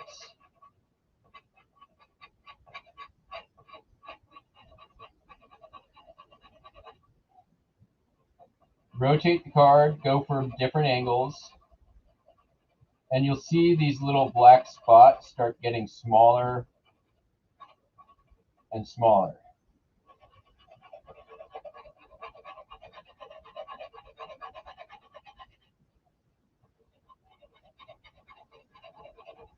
And again, you're not going for perfection, you're going for better and or good enough.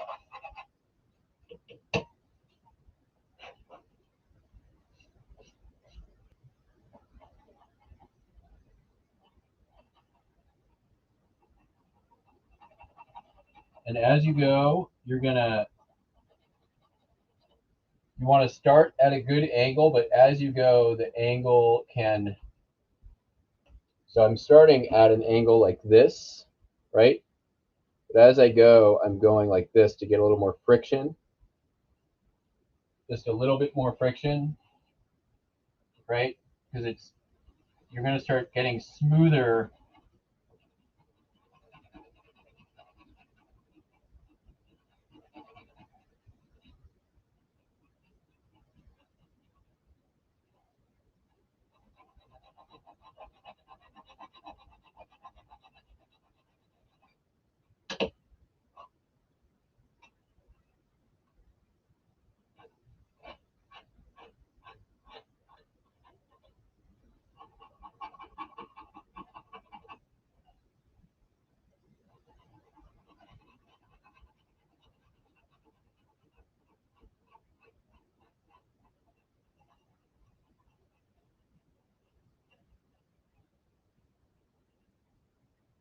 And it's just patience Don't try to overdo it.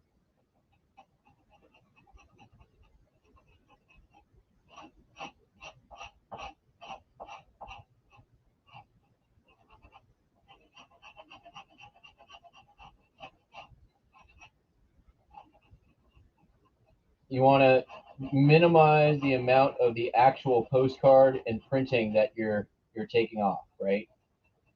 And remember, when you start this, it's got a big black blotch on the back of it, right? So your only goal here is to make it not worse than it is now. So I could probably keep going, but that's a world better than where we started, which was something closer to, like, you know, when you first pull them out, you want to try not to do what I just did, which is take off part of the card. You're trying to get, you know, if there's going to be something that gives, make it the album and not your card whenever possible.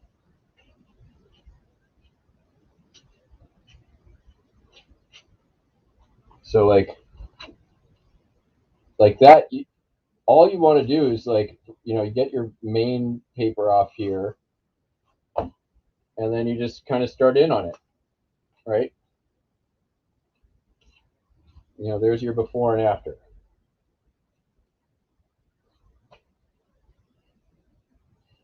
Harry Potter, it really depends on how big the order is. I usually do 15% on 3 and 25% for 5. So they're almost getting like buy 4, get 1 free.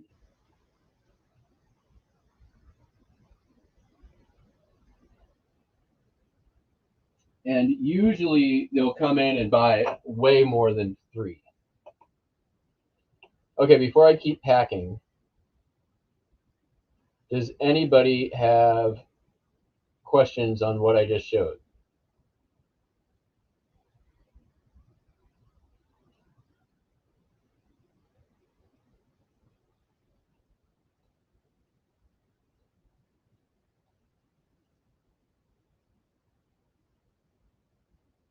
No questions. Okay.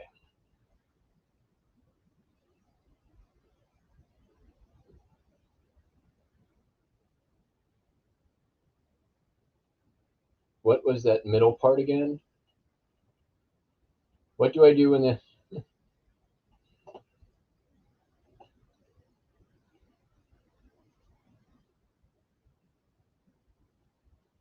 and it's I will say this, it's sort of a, you'll get a feel for it the more that you do. And it's kind of one of those things, is you got to evaluate for yourself, is this one going to be worth the effort? Like,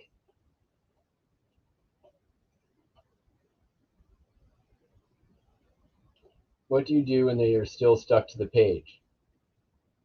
I take them out.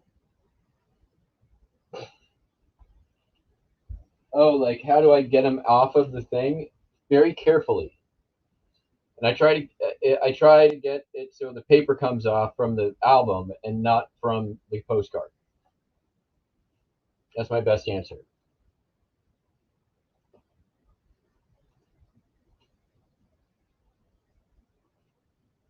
All right, let's ship some more crap.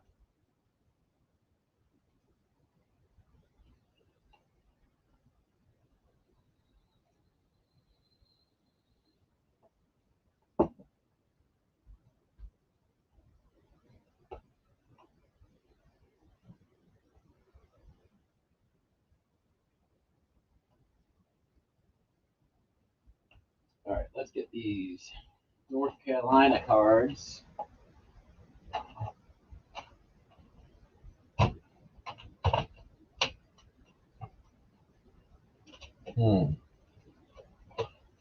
These feel like continental.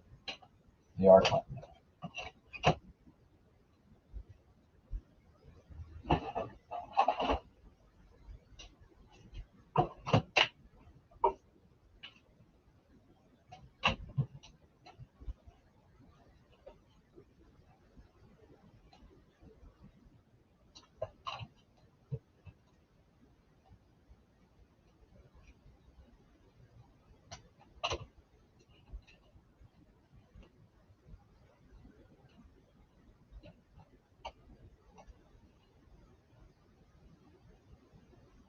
You can still ask questions.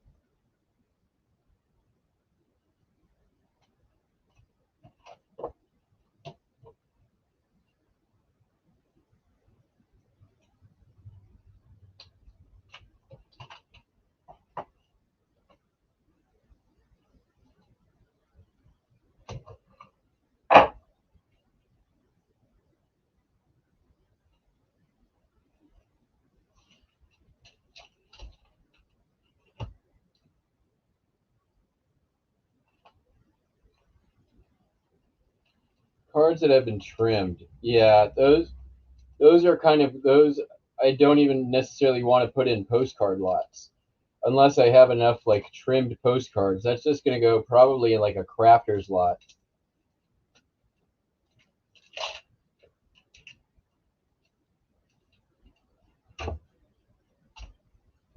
Like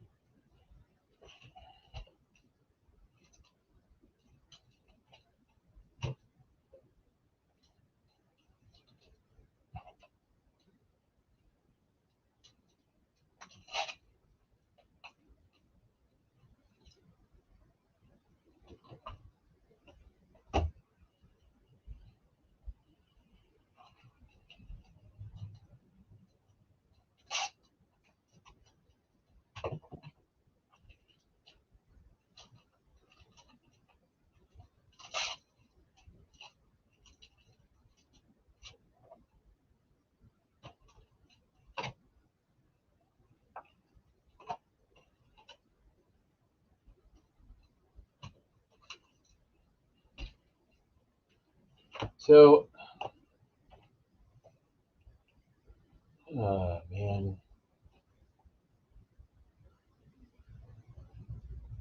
Got a message that somebody didn't get their post.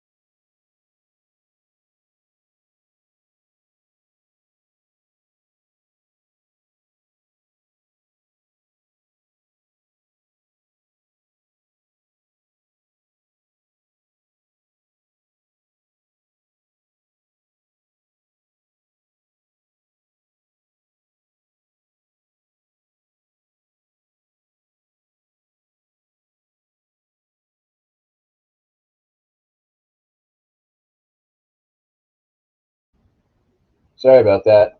I'm not sure why that was. So, Is anybody else besides me seeing issues with standard envelope tracking? Like, I am getting no scans. They just they're being sent into a void.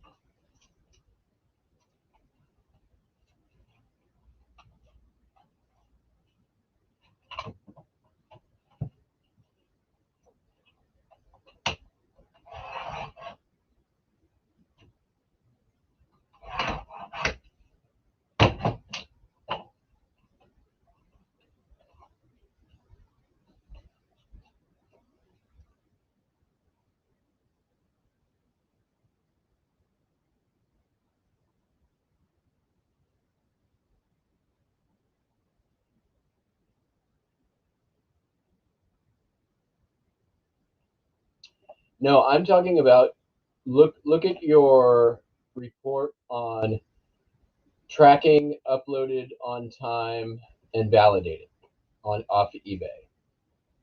I have 55 that have no carrier scan, and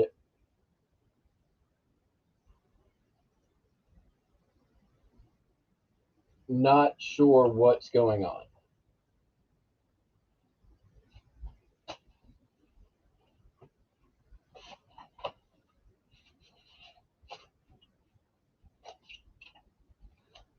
And this all started around the 14th.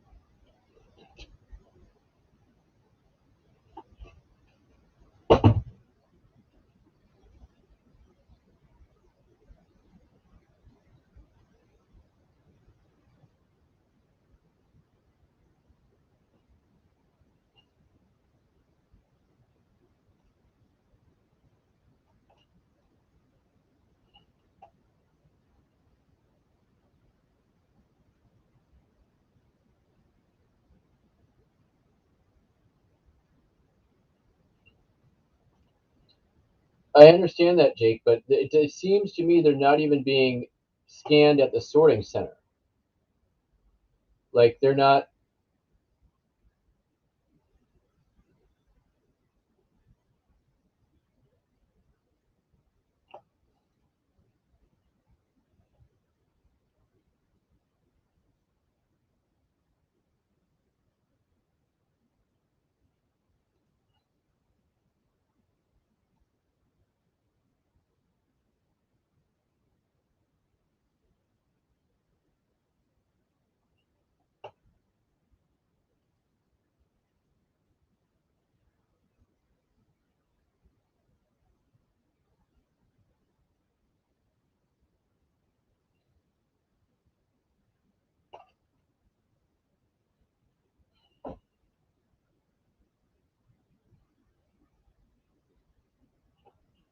Come on.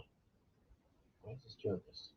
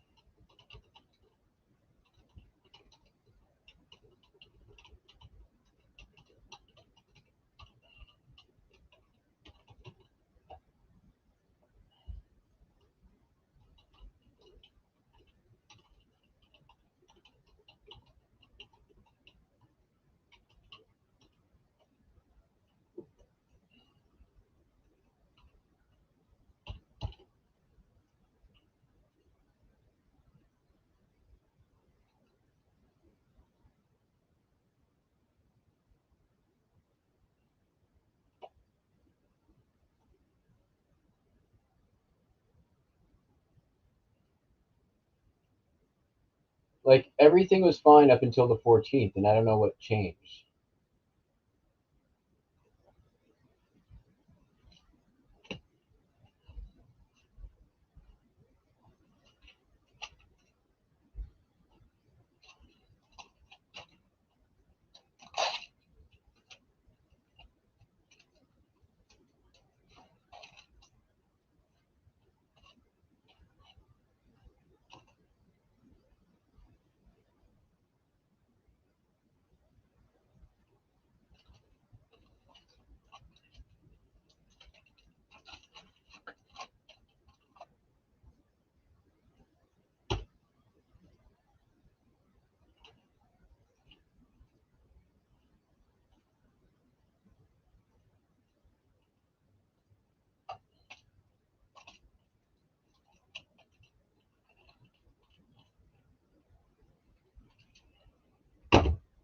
And the thing is, like, I can't even claim if there's never even a single scan.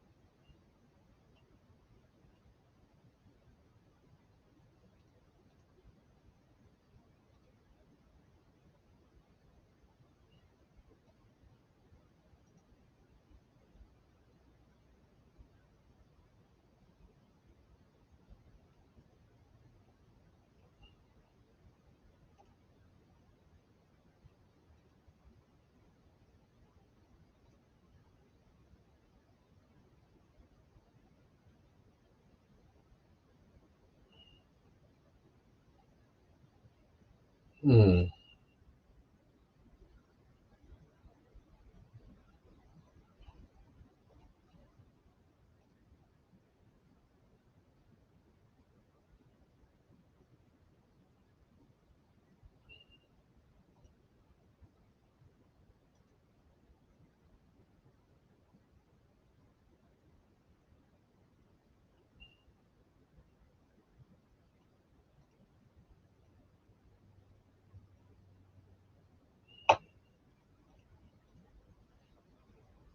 Okay, so this one was shipped on the 15th.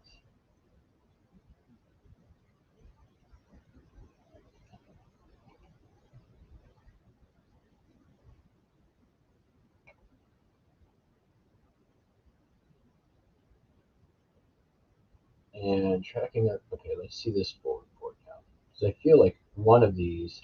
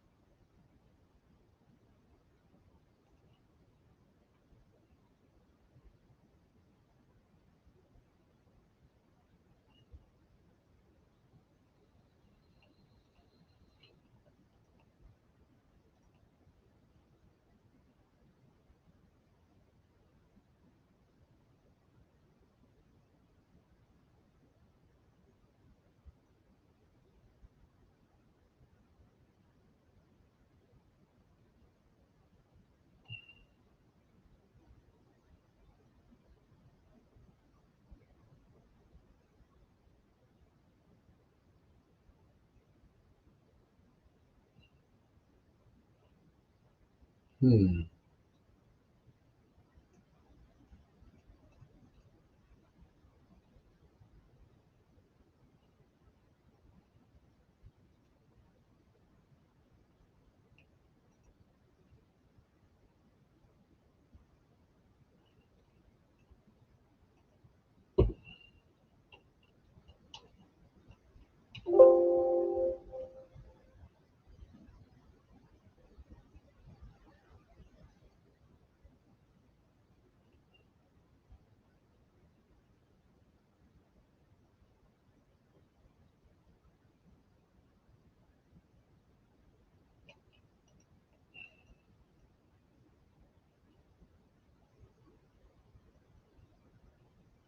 so this one didn't get a scan till like 3 days afterwards.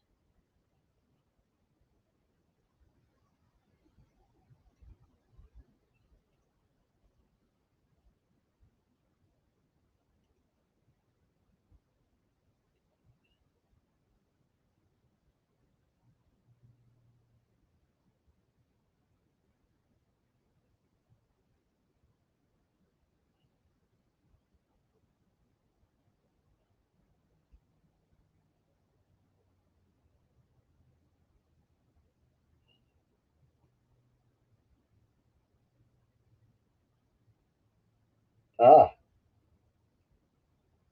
okay.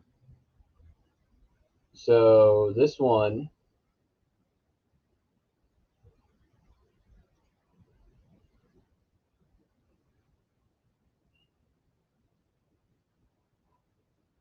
took, never got a scan, but I got feedback.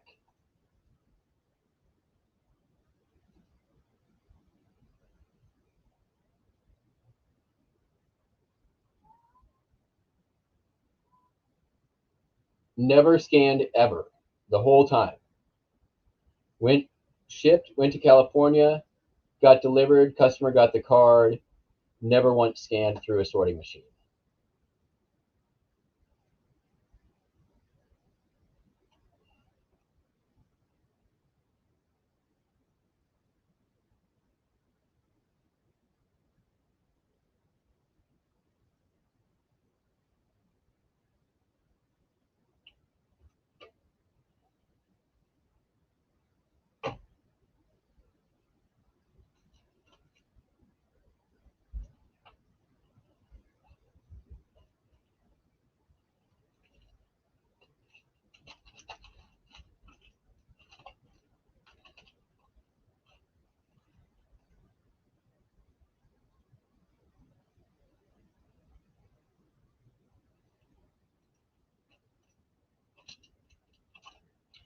It could definitely have to do with the sorting facility. That's my first inkling.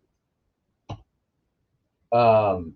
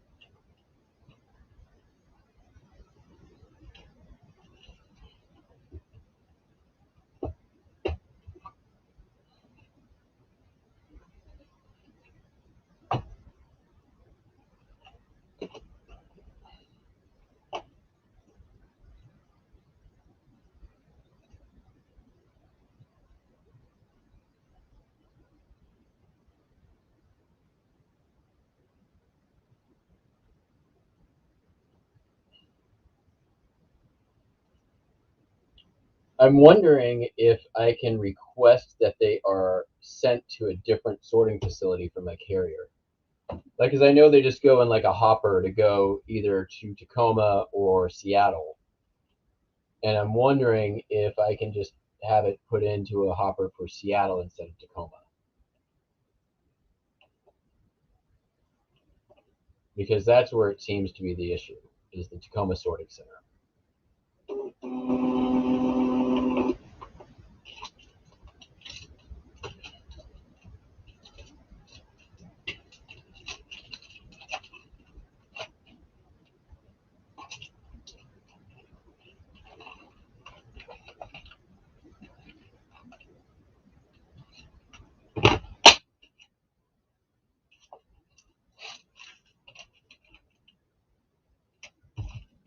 All right.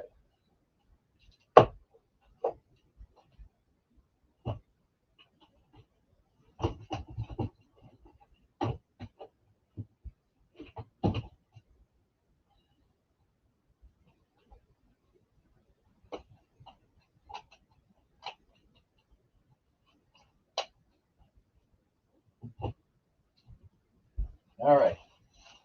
So this here, this is a meat grinder. I got this at auction, and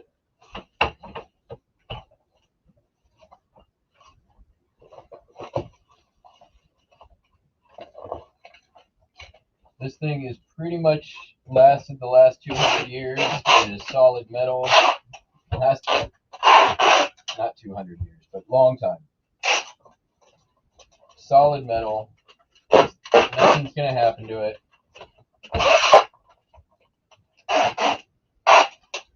So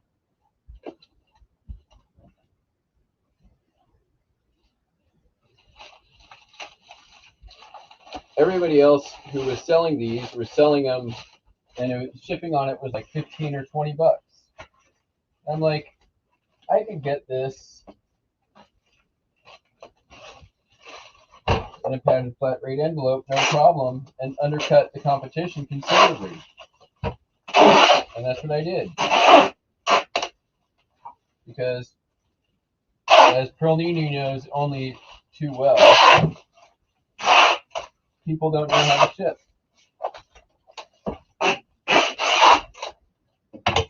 So yeah, 20 bucks plus padded flat rate shipping.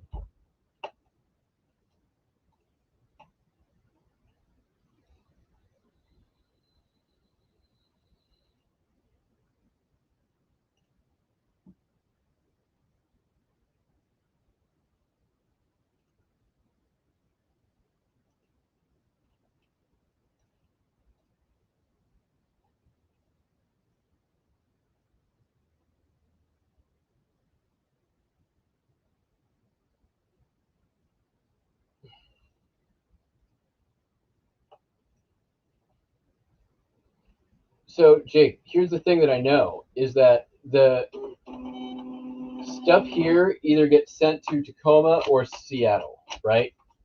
Typically the stuff that's going east most of the time is going through Seattle, and they usually send that over on a ferry. And the stuff that's going south or southwest, or sorry, south or southeast, usually is going through Tacoma.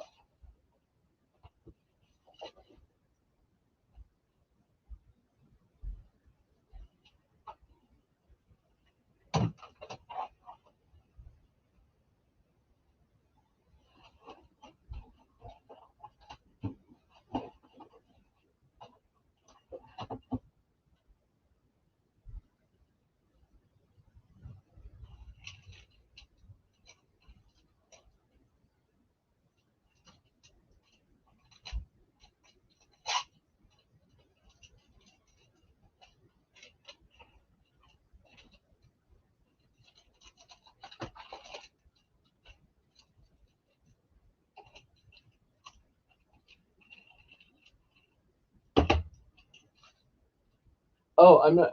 So I'm talking about asking my current carrier, right? The person, the individual who comes and picks up my mail, who takes it back to the small post office nearby my house and dumps it in one of two hoppers.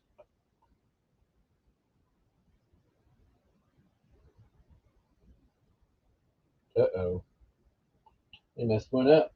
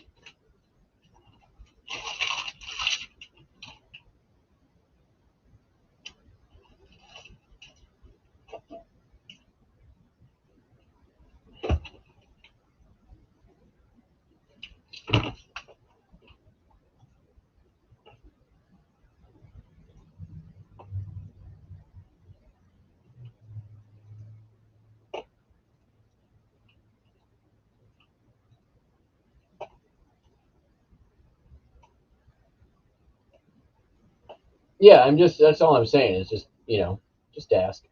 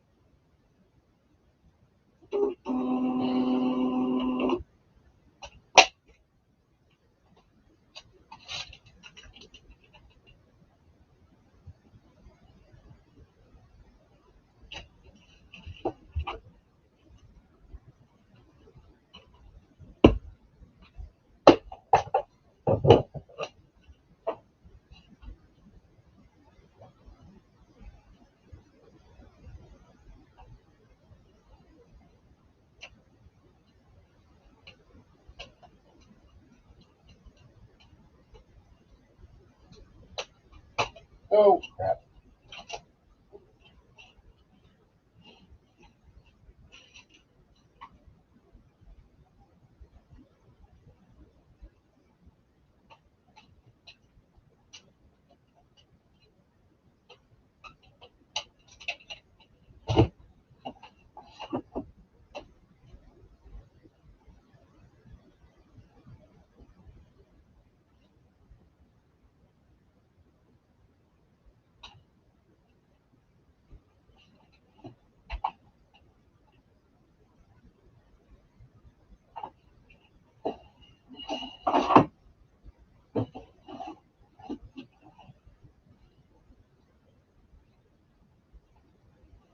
All right.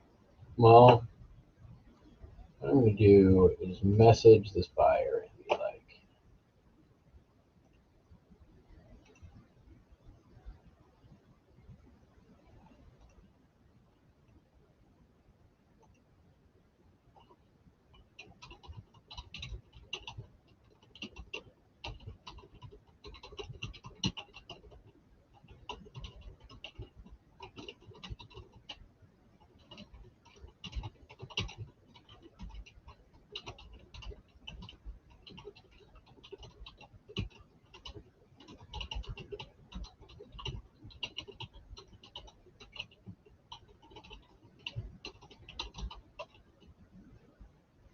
yeah, so this one went from Seattle, or from Bremerton here, to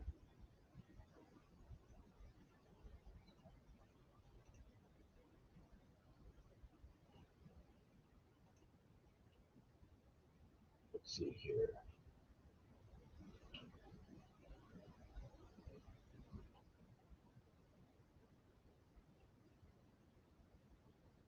To Portland. So it probably never went through a sorting machine.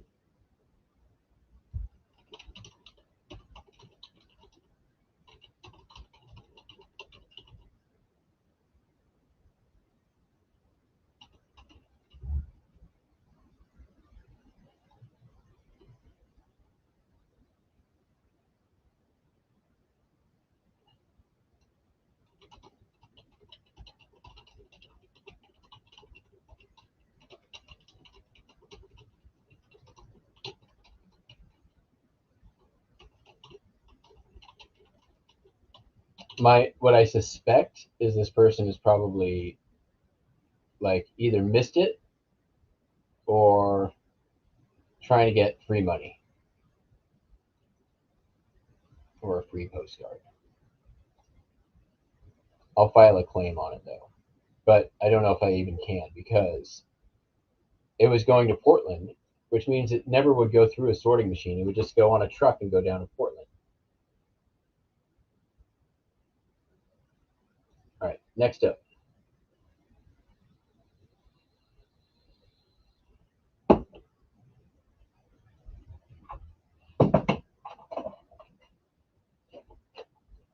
Ozzy Osbourne, VHS. This person's name is I Bet You Can't, which is dumb. But anyways, $9.95 plus shipping.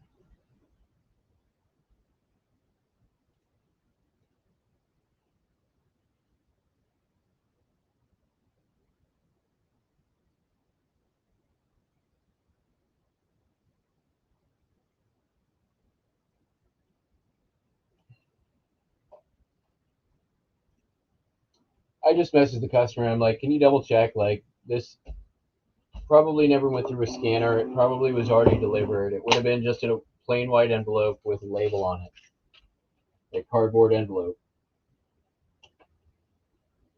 Like, this thing didn't gum up any sorting machines.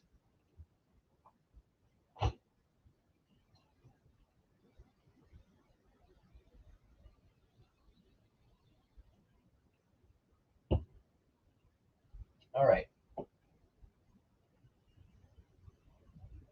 So sold three of these stereo views that I purchased at auction. I paid $100 for the lot, and I listed them all at $14.95 plus shipping. So the first one is there. It is the Castle Geyser in Yellowstone. Then this is Eagle Canyon Gold Mine in Colorado.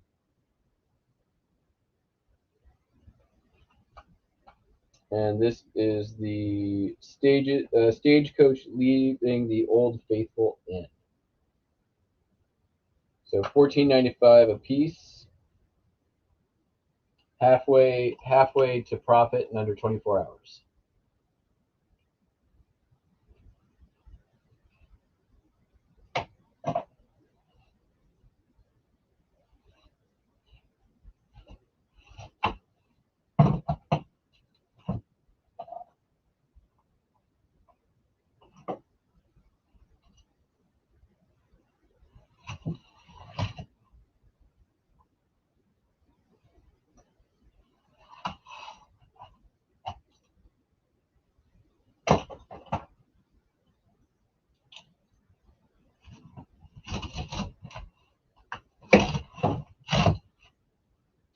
I need to just do it now while I'm thinking about it, while I'm annoyed by it.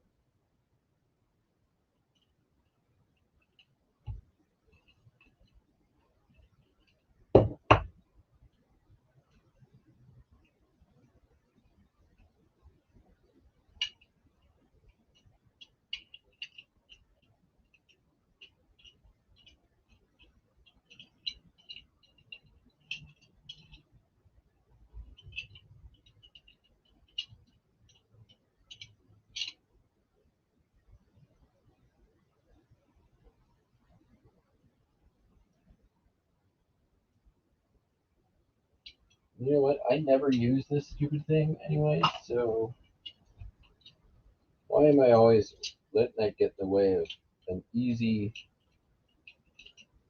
reload?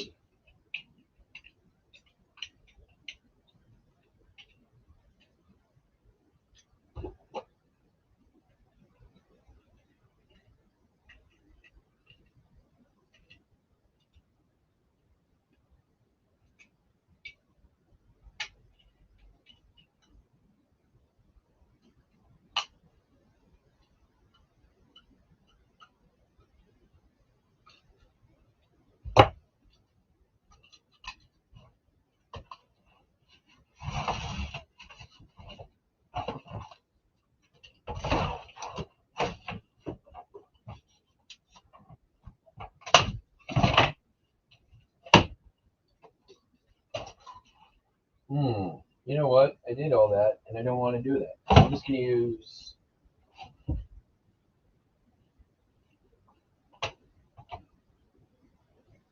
How do we just cut up some records? It's a way better way to do this.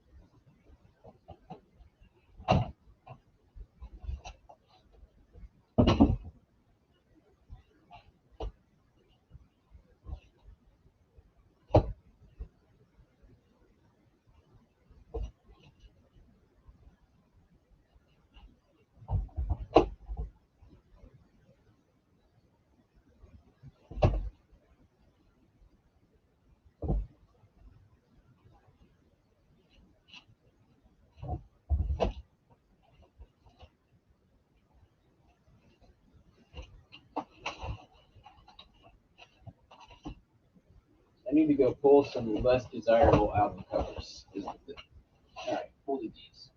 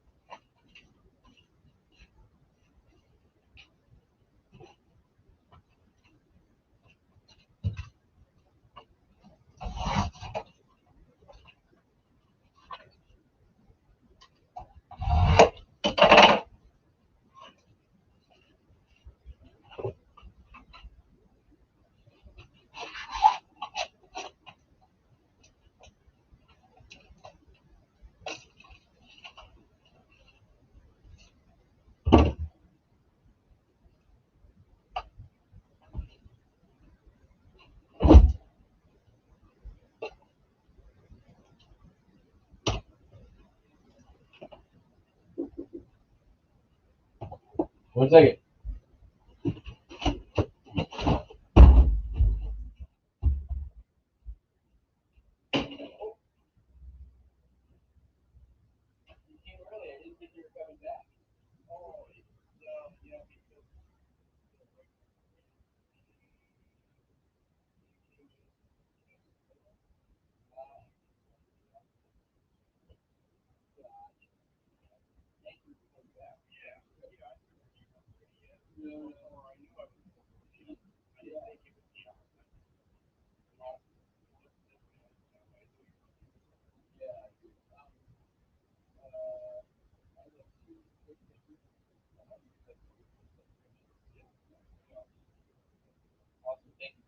It'll be real quick. Awesome.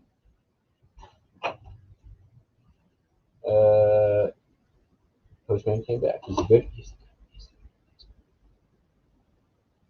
All right. And let's see. Do I have anything else that has to go?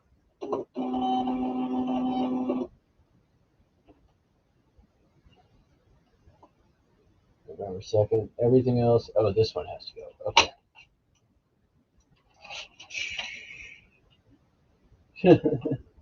Oh, he's going to see.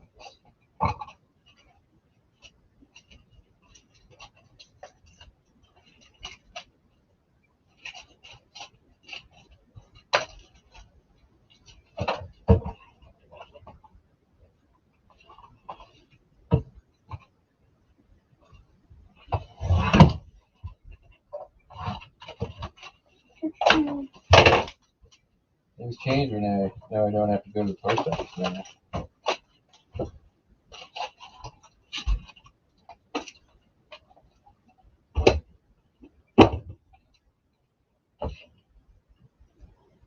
This is what it looks like if I'm actually trying to ship quick.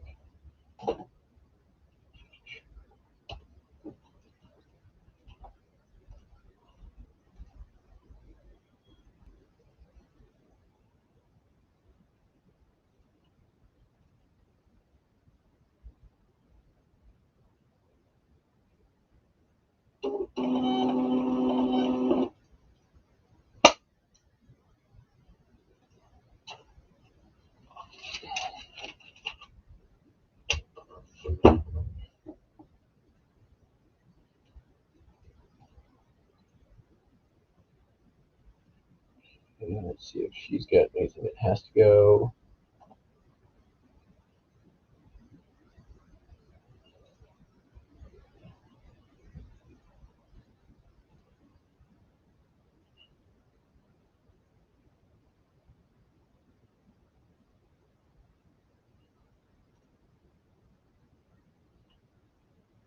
Nice. It doesn't have to go out today. Sweet. We're done.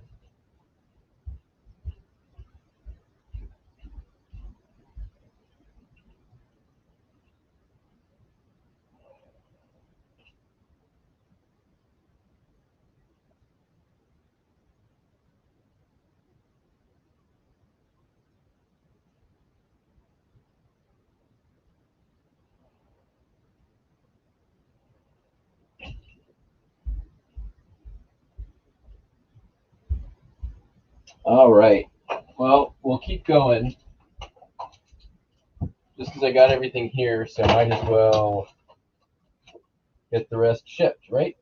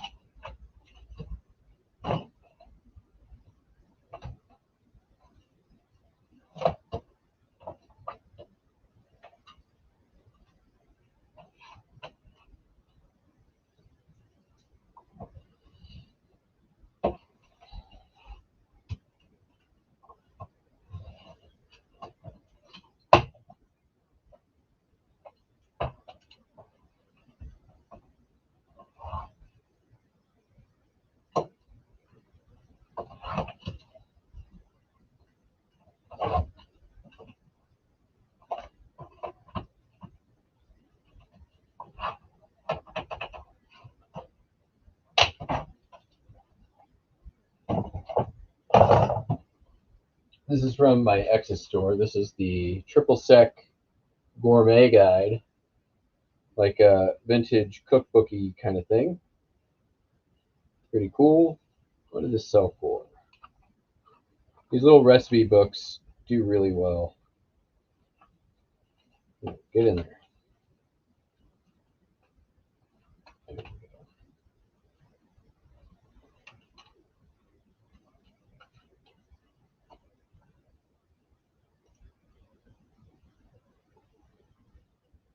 $10 plus shipping.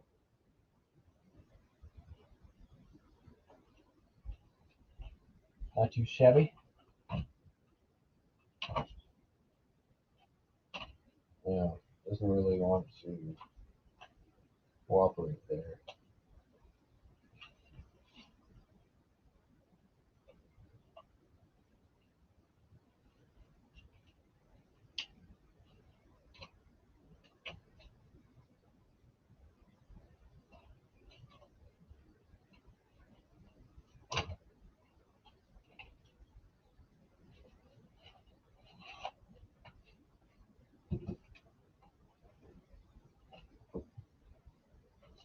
Screw it.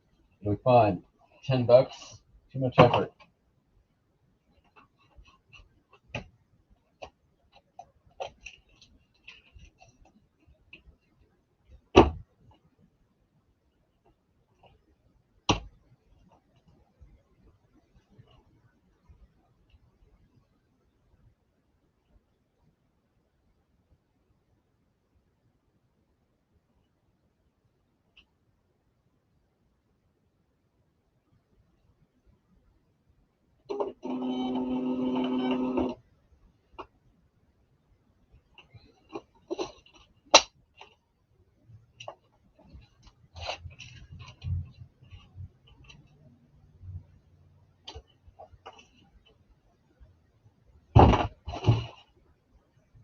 All right. And the last one. This is actually really cool. I remember this when we listed this. It's been up for a long time. So this is State of Washington Department of Licensing. This is great. State of Washington's Department of Licensing has been sent a letter informing them that Bruce R. Easter has the right to exercise Article 1, Section 10 of the U.S. Constitution. Enclosed is a copy of letter given to Jerome Newell, who witnessed the mailing of the above-mentioned letter, Bruce R. Easter. And then inside,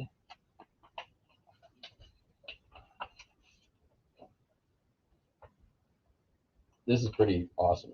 All right, typewritten. So he's citing the Coinage Act of 1965. State of Washington, Department of Licensing, blah, blah, blah, blah, blah, blah.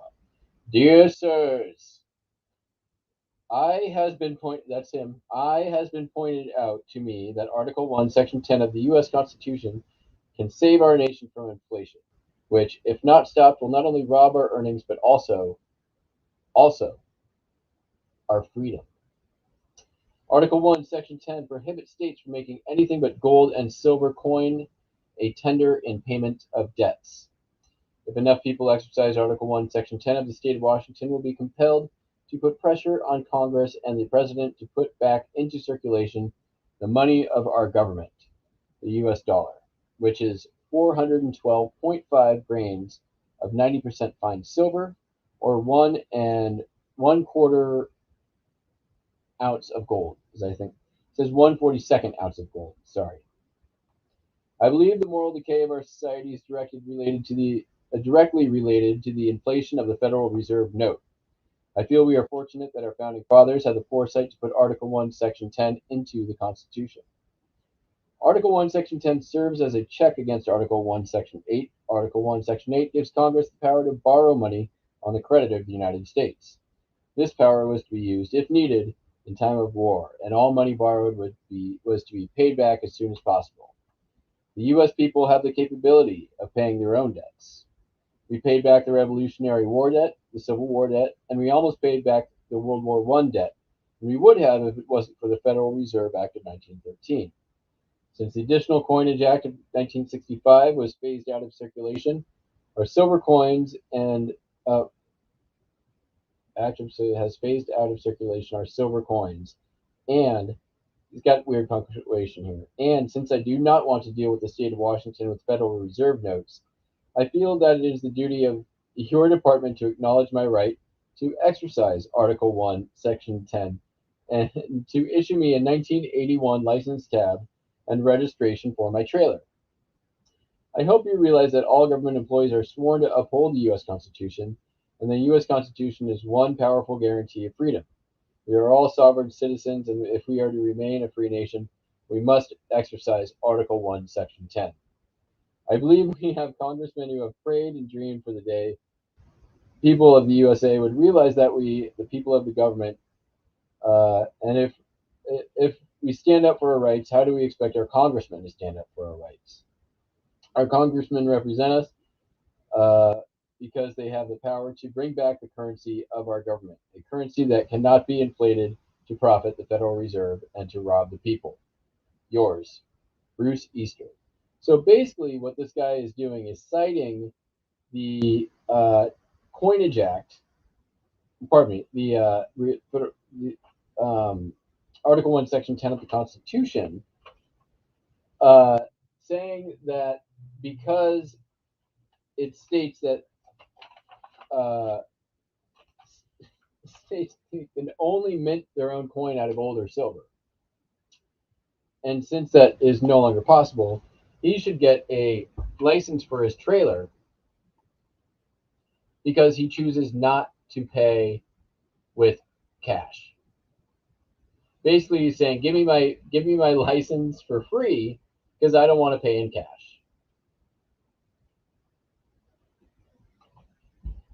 (1981) Mr. Easter. Where is he now? Well, I know he's dead. So, but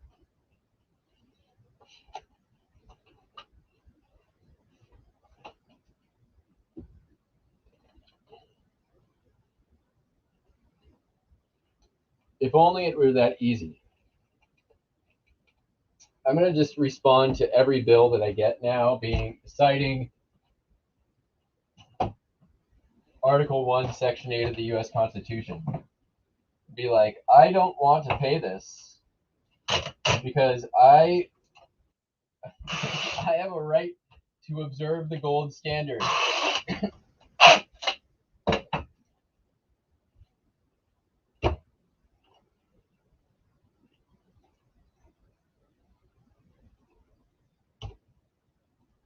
That sold for $15 plus shipping.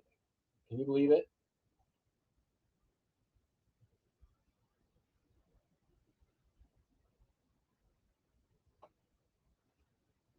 It's going to Ohio. All right, I got one. What do I got left? There's only one thing. I'm just going to push it tomorrow. I'm not going to go get it. Let's see what came in the mail.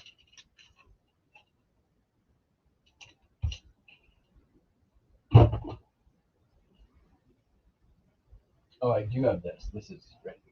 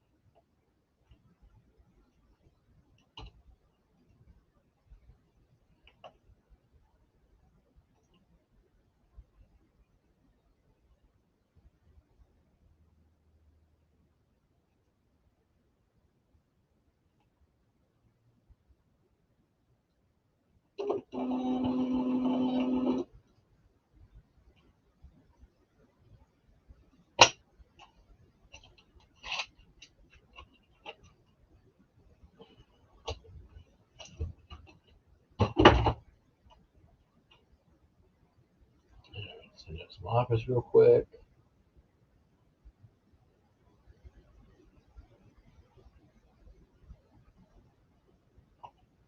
And then let's see what came in the mail. Mm-mm.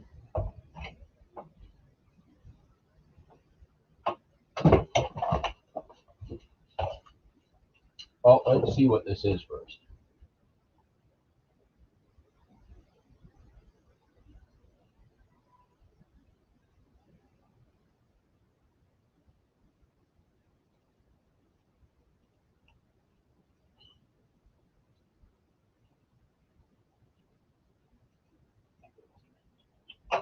Look at it.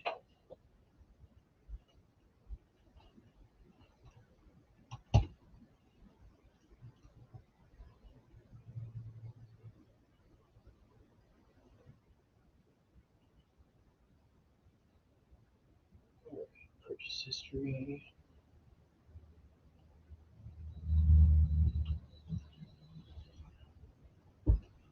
All right, so this is another lot off eBay. Not, I don't think my best, honestly. Not my best, but still okay. I think we might be all right, and I think we might be pleasantly surprised. There's a few little things that I caught on. Like here, I see the little gnome Christmas things, even though it's New Year. I've had this card. It looks a little too good. It might be a reprint or a reproduction. I see my old Kentucky home sign. I think I already have one of those. Here's a weird looking cat thing. But again, these look really clean, and I think they might be reproductions. Hard to tell. So we'll find out. And then we've got these, which are not clean. Some comic ones, Petley, chrome color. So 32 bucks. I paid 21 bucks shipping. Why they would print the shipping label cost on my shipping label? They look like reproductions. We're gonna find out.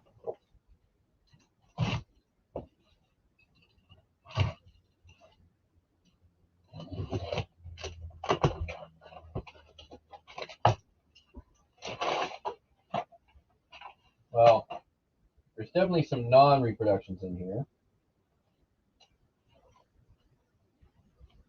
Really crummy packing and shipping job.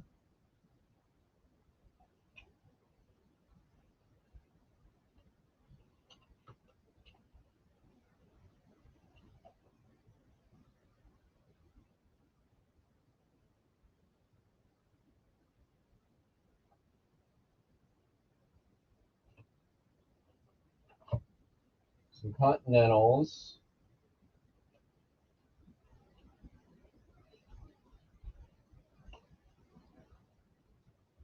This is a Christmas Continental.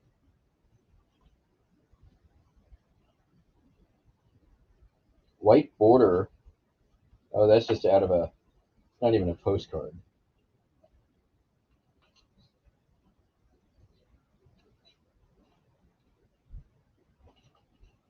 Let's get these sort of sorted. Definitely got some of the books here. Spruce Goose and Queen Mary guide map. Doesn't smell great.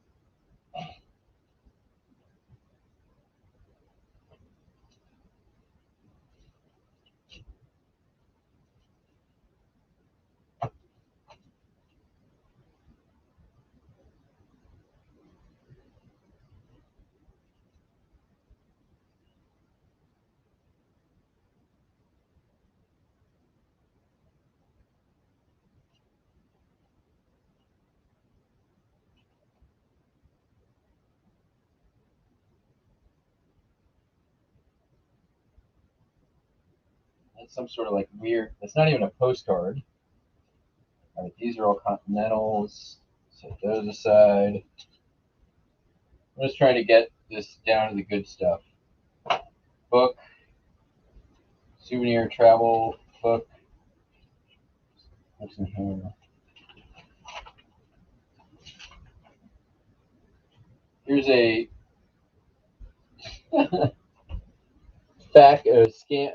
Xerox of a postcard, and just a Xerox picture of somebody.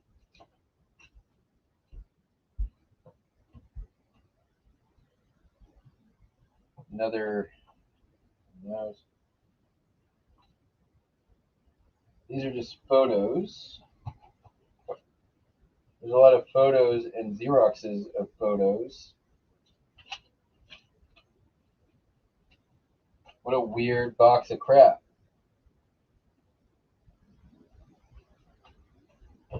Another Austin, Texas book. Austin, Texas book. Okay, these are legit postcards. Okay. Oh, these are all Mutascope. Nice. Some cartoon Mutascope cards.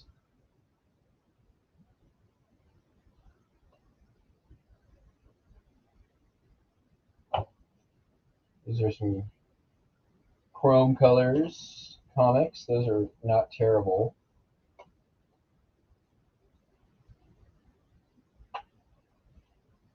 Continentals.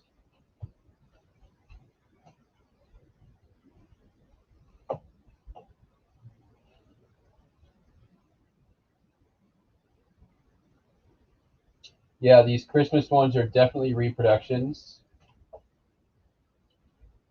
100% reproductions. More Mutascope cards. I don't hate that.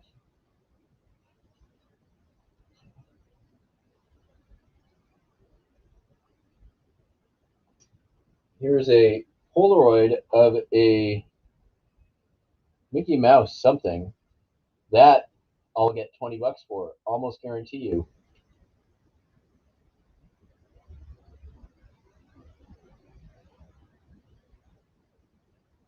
That could be worth more than any card in here.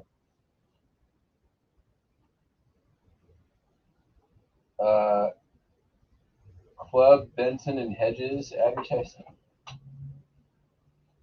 That's Ohio Turnpike. Just some weird travel ephemera.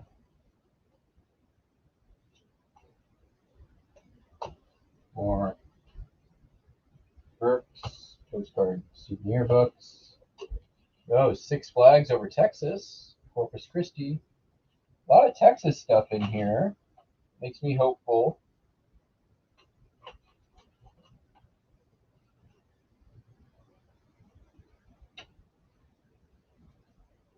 Hand greeting card. More of these reproduction Christmas, which I could probably just lot those up and get my money back, I bet. These are like these interesting Japanese greeting cards. They're like applique.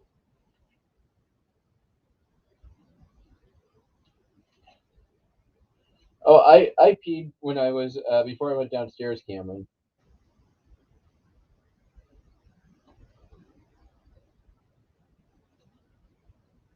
Yep, reproduction.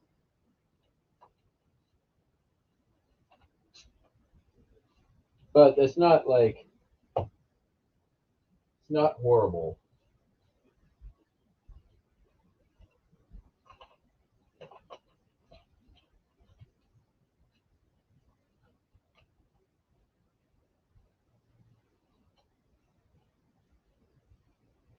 I got a whole bunch of these Japanese greeting cards. These are actually really cool.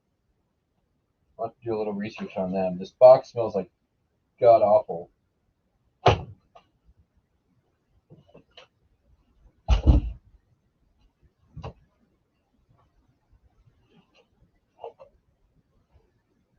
All right. So that's definitely, these are all reproduction Christmas. Okay. But that's, I mean, that's not the end of the world. I can live with that.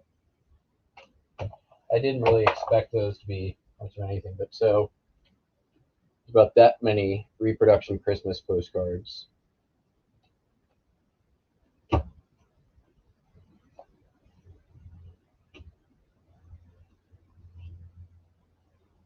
Like, nothing crazy or special here. This one I actually know is a pretty well-known, expensive one if it was legit. So I'll probably just sell these all in one big lot, and somebody who actually wants to send out postcards for Christmas, or I might, that's where there we go. Or I might put together multiple lots and be like, lot of whatever reproductions postcards. All right, then these are all Mutascope comic.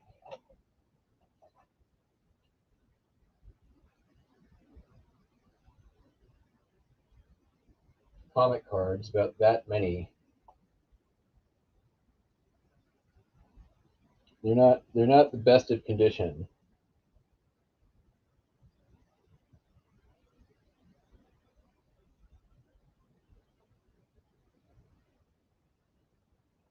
Mama, Papa's home. I don't even know what that means.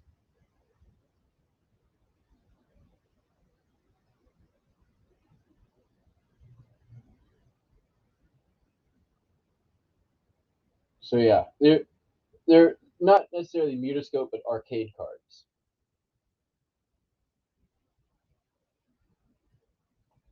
These are not reproductions.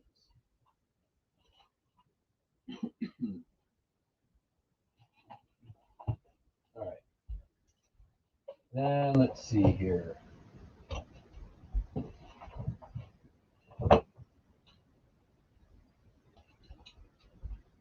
Then we've got about 15 or so souvenir postcard books to send to Popeye.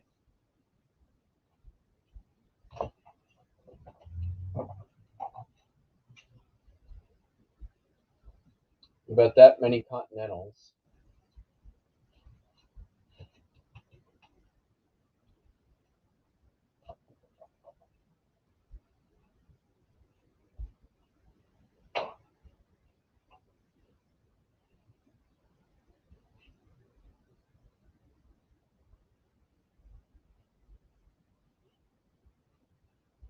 Some weird travel ephemera. These Christmas cards and weird photos.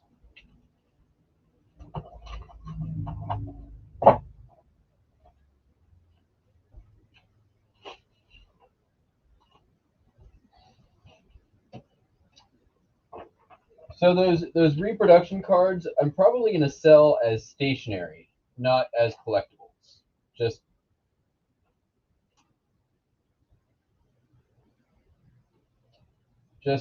as a point of reference. This Mickey Mouse photo is awesome. That could do well. Let's take a look at what we got here for cards. Multiples of the chrome colors, as usual. I probably already have some of these listed, so I could probably just update quantities on a lot of these. They sell every now and then. They're not super valuable. They sell for a couple of bucks. That one's thrashed.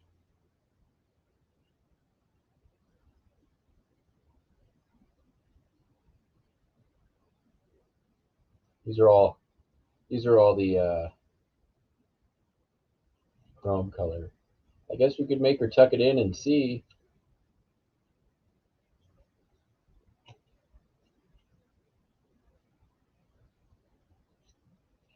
These are all the same. C98. You better hurry or you'll be late for breakfast.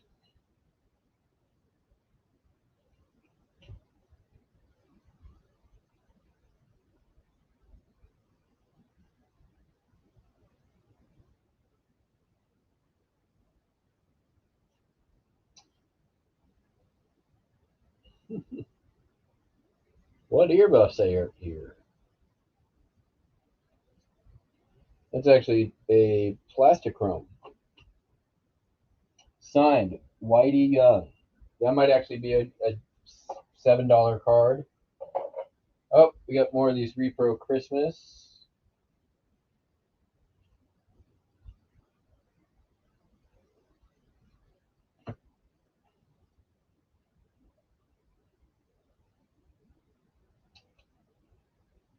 Okay. Well, it looks like these are Texas, which is good. Here we have San Antonio, Chinese Sunken Garden. Junction, Texas. A lot of these are just religious. Terralingua, Texas. A lot of crosses. Okay. There's another of the Junction. Here is El Capitan in El Paso. Western Hills Motel branding room mural. That could be a good one. Fort Worth.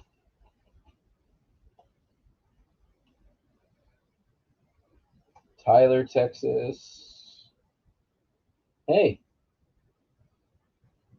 You know what I don't have a lot of right now is Texas postcards because they sell.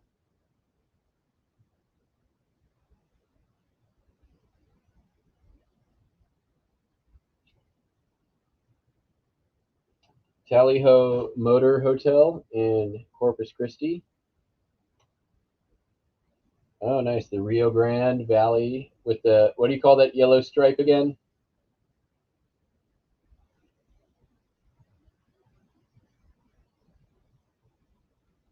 LBJ Summer White House. That's not a big deal. Linen Postcard. Buchanan Dam. These are, this whole pile looks like it's Texas. We may have accidentally done okay. There's Tennessee. Tennessee.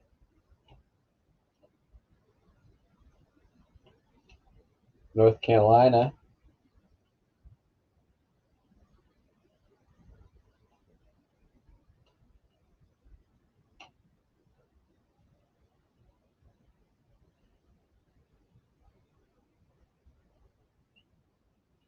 Got a bunch of the Great Smoky Mountains National Park.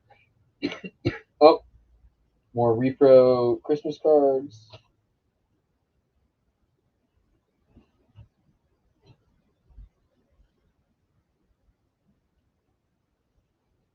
What's going on with this ribbon thing? Oh. Greetings from Birmingham. Banner. Dual view banner greetings. Right. Oh, we got a bunch of Alabama here. Nice.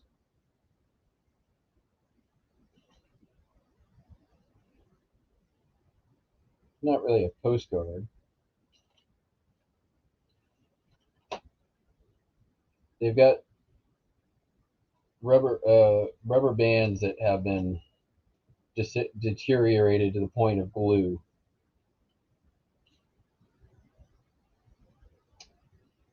Good number of Mississippi cards, which I like.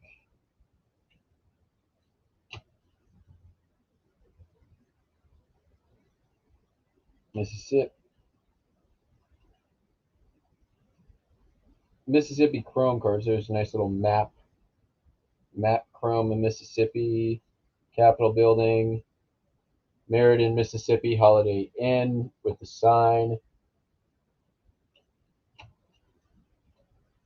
So I'm $50 all in. I think I see my money back all day long.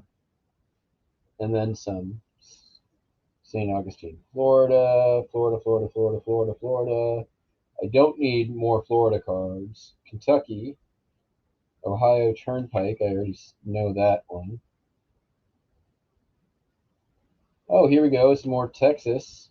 Lake Texoma. I've actually been there. Oh, this is the Dallas Turnpike. My mistake. Fort Worth Country Club.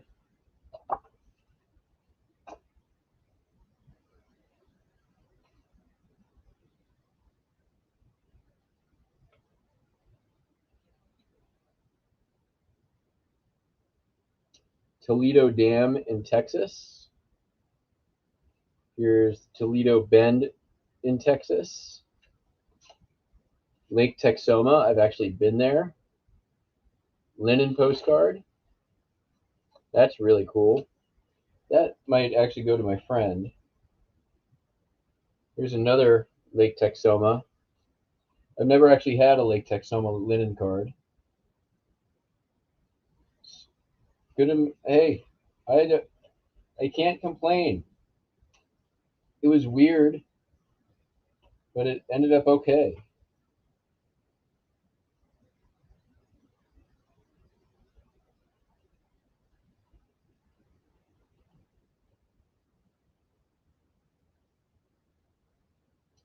Port Arthur, Texas Christmas tree, although it looks like Rockefeller Center.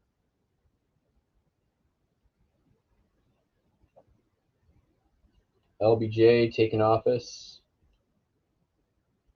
Oh yeah, baby. I see a casino. Stardust Hotel, Las Vegas Strip.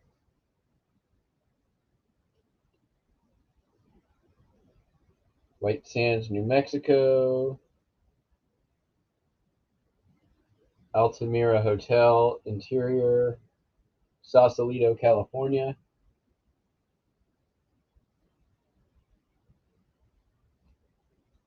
Here's the Western Lodge in Van Horn, Texas. Chrome.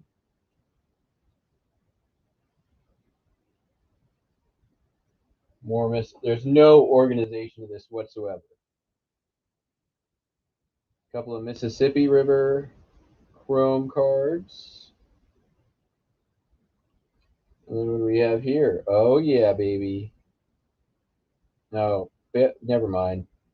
Falcon Stadium, although stadiums always do well. Colorado. Colorado, Colorado, Colorado, Colorado. Colorado, Colorado. Ooh. Motel. Plaza Motel. Roanoke, Virginia.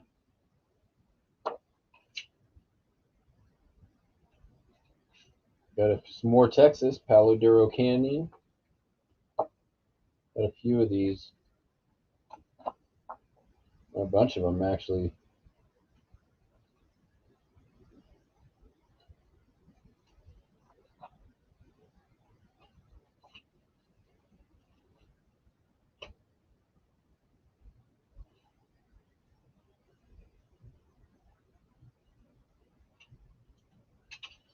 And then this whole oh, that's not.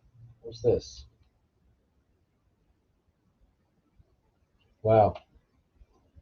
These are the Lao Yi Chai in Waikiki.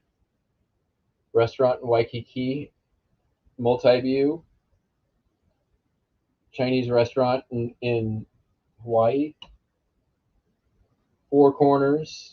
I don't usually see a lot of these. This is obviously the four corners. Well, I mean the five corners, right? Everyone wants to go stand on the five corners.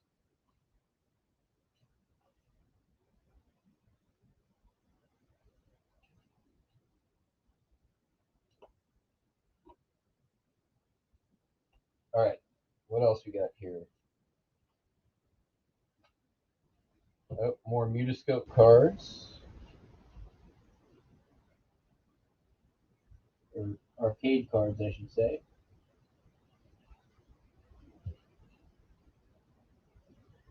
Colorado, Colorado, Colorado, Colorado.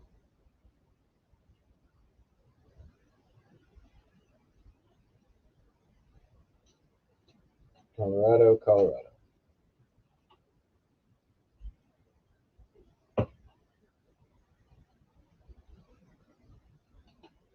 Bunch more Texas national parks. Big Bend National Park.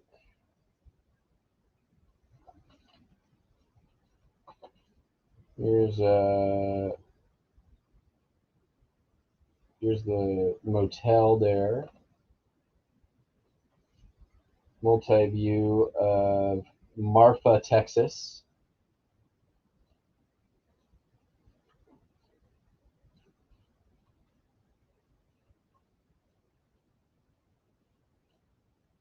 Here's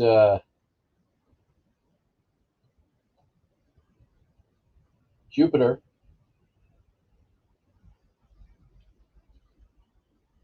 Never been there. Ponderosa Motor Inn and Restaurant in Alpine, Texas. All kinds of signs going on here. That's a cool one. Multi-view with the pool. That pool isn't green enough.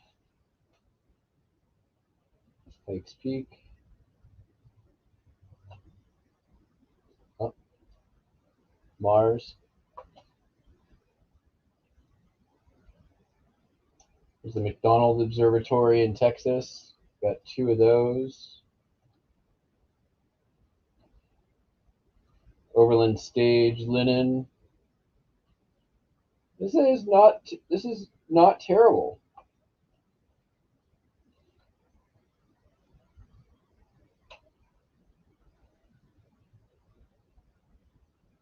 Some Mexican bullfighting ones.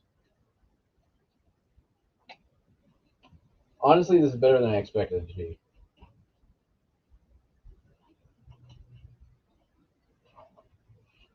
All right, last little stack, and then I'm going to work. New York, nothing spectacular. Oh. Cairo, Illinois, moonlight scene.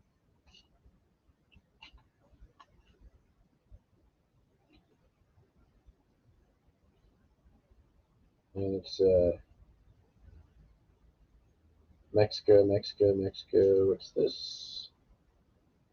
Fall County Courthouse in Marlin, Texas. I actually have this one. Better condition though. More Texas there.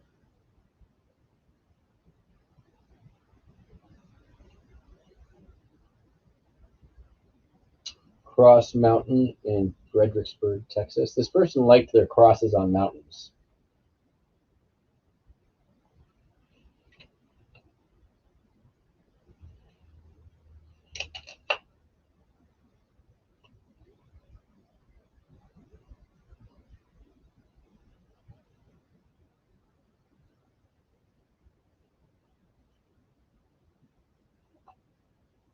There's a real photo postcard of the sun taken at Fort Davis, Texas at the McDonald Observatory. That's kind of cool. How often you get a real photo postcard through a telescope of the sun? Here's another real photo. This is the whirlpool, also taken from the real photo taken from the McDonald Observatory. That's pretty neat.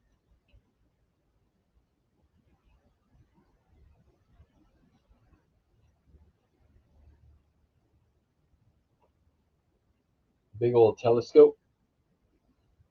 Those do well. Here's the Judge Bean Court in the Judge Bean Museum in Texas. These kind of like rundown places I've done pretty well for me.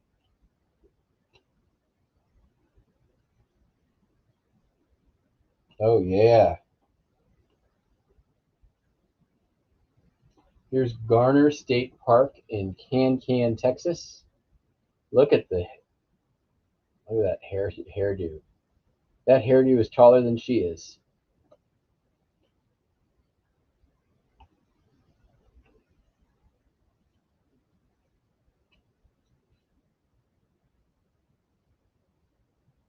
Here's a really nice street view. 1960s. Ouray, Colorado. You say Ouray, I say Ouray. Everyone say Ouray. All right. Now let's see if we can find any of those same sky. Looking for that eel-looking thing. While I put these away. Not all in all, not bad. I've had worse, but not many.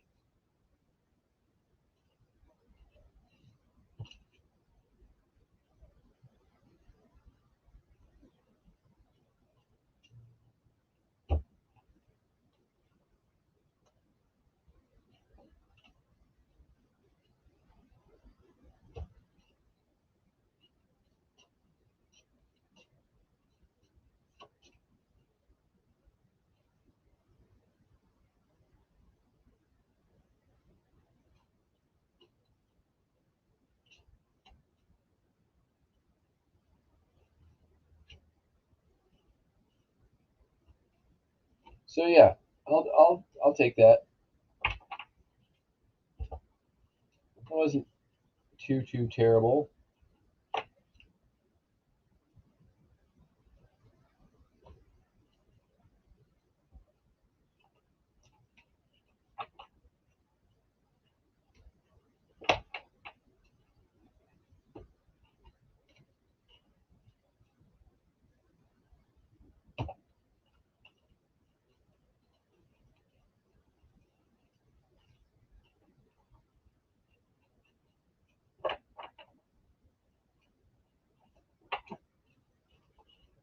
So let's see what we got here. For $50 shipped.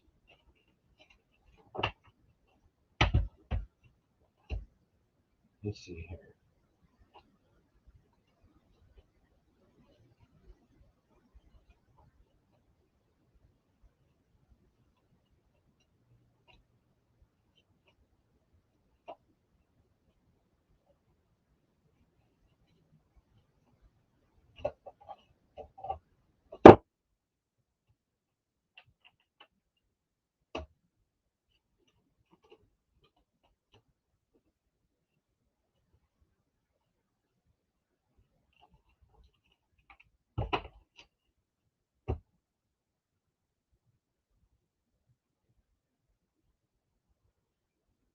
Roughly about 500 postcards, actual postcards.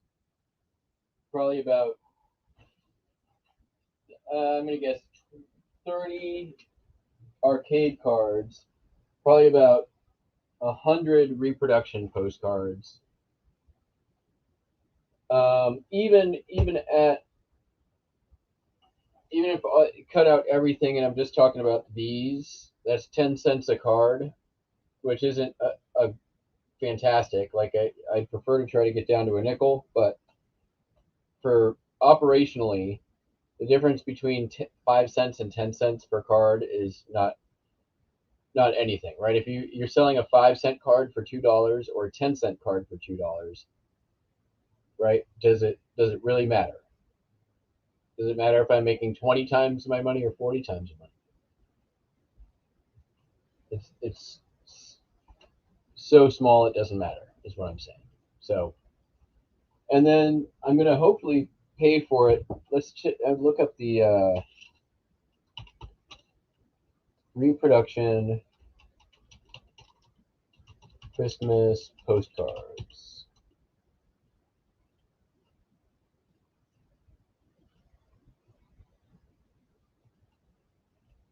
Lot.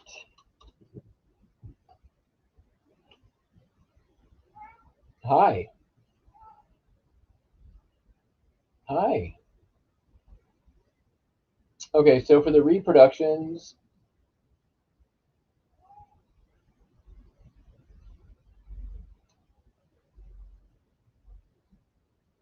I'm seeing the exact same designs here. Somebody did. Hi, I'm almost done, okay? Just chill. All right. I'll probably get 2 lots out of it, maybe 3, and put them at like 20, 25 bucks a piece. Yes, by 5 cents.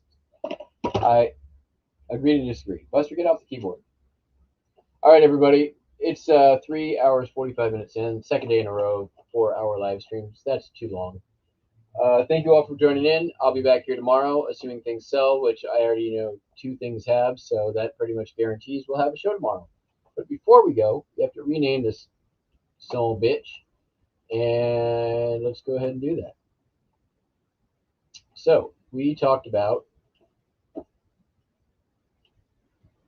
what did we talk about? We talked about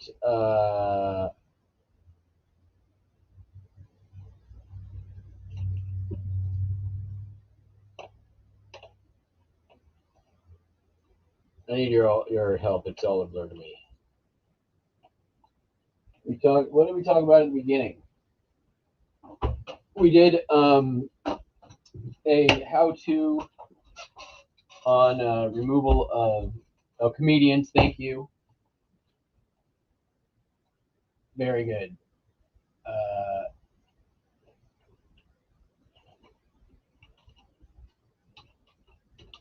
Comedians.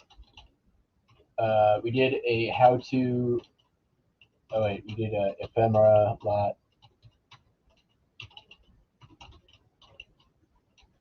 How-to video. We did a how-to video.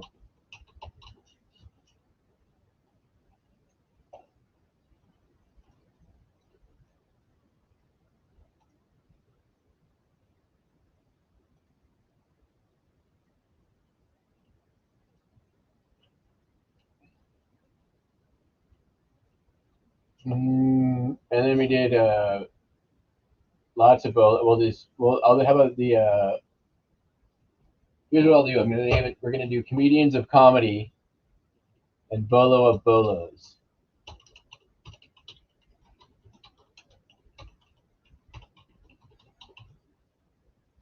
Bolos of Bolos.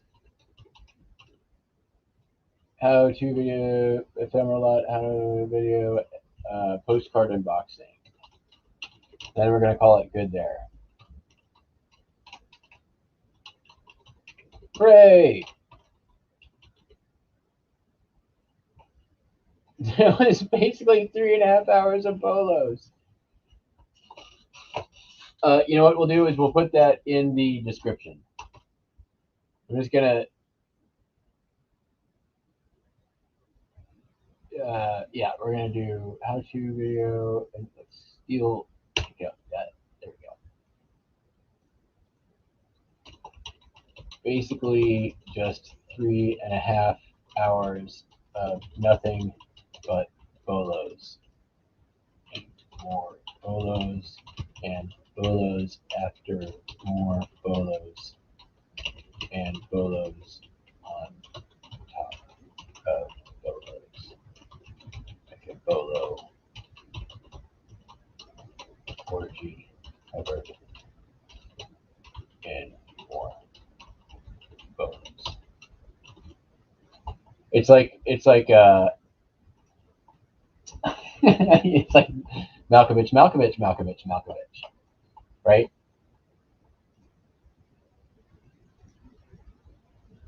Bolo Sholo.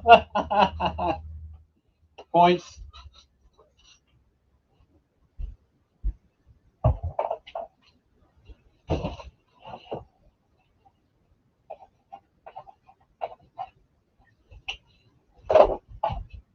All right.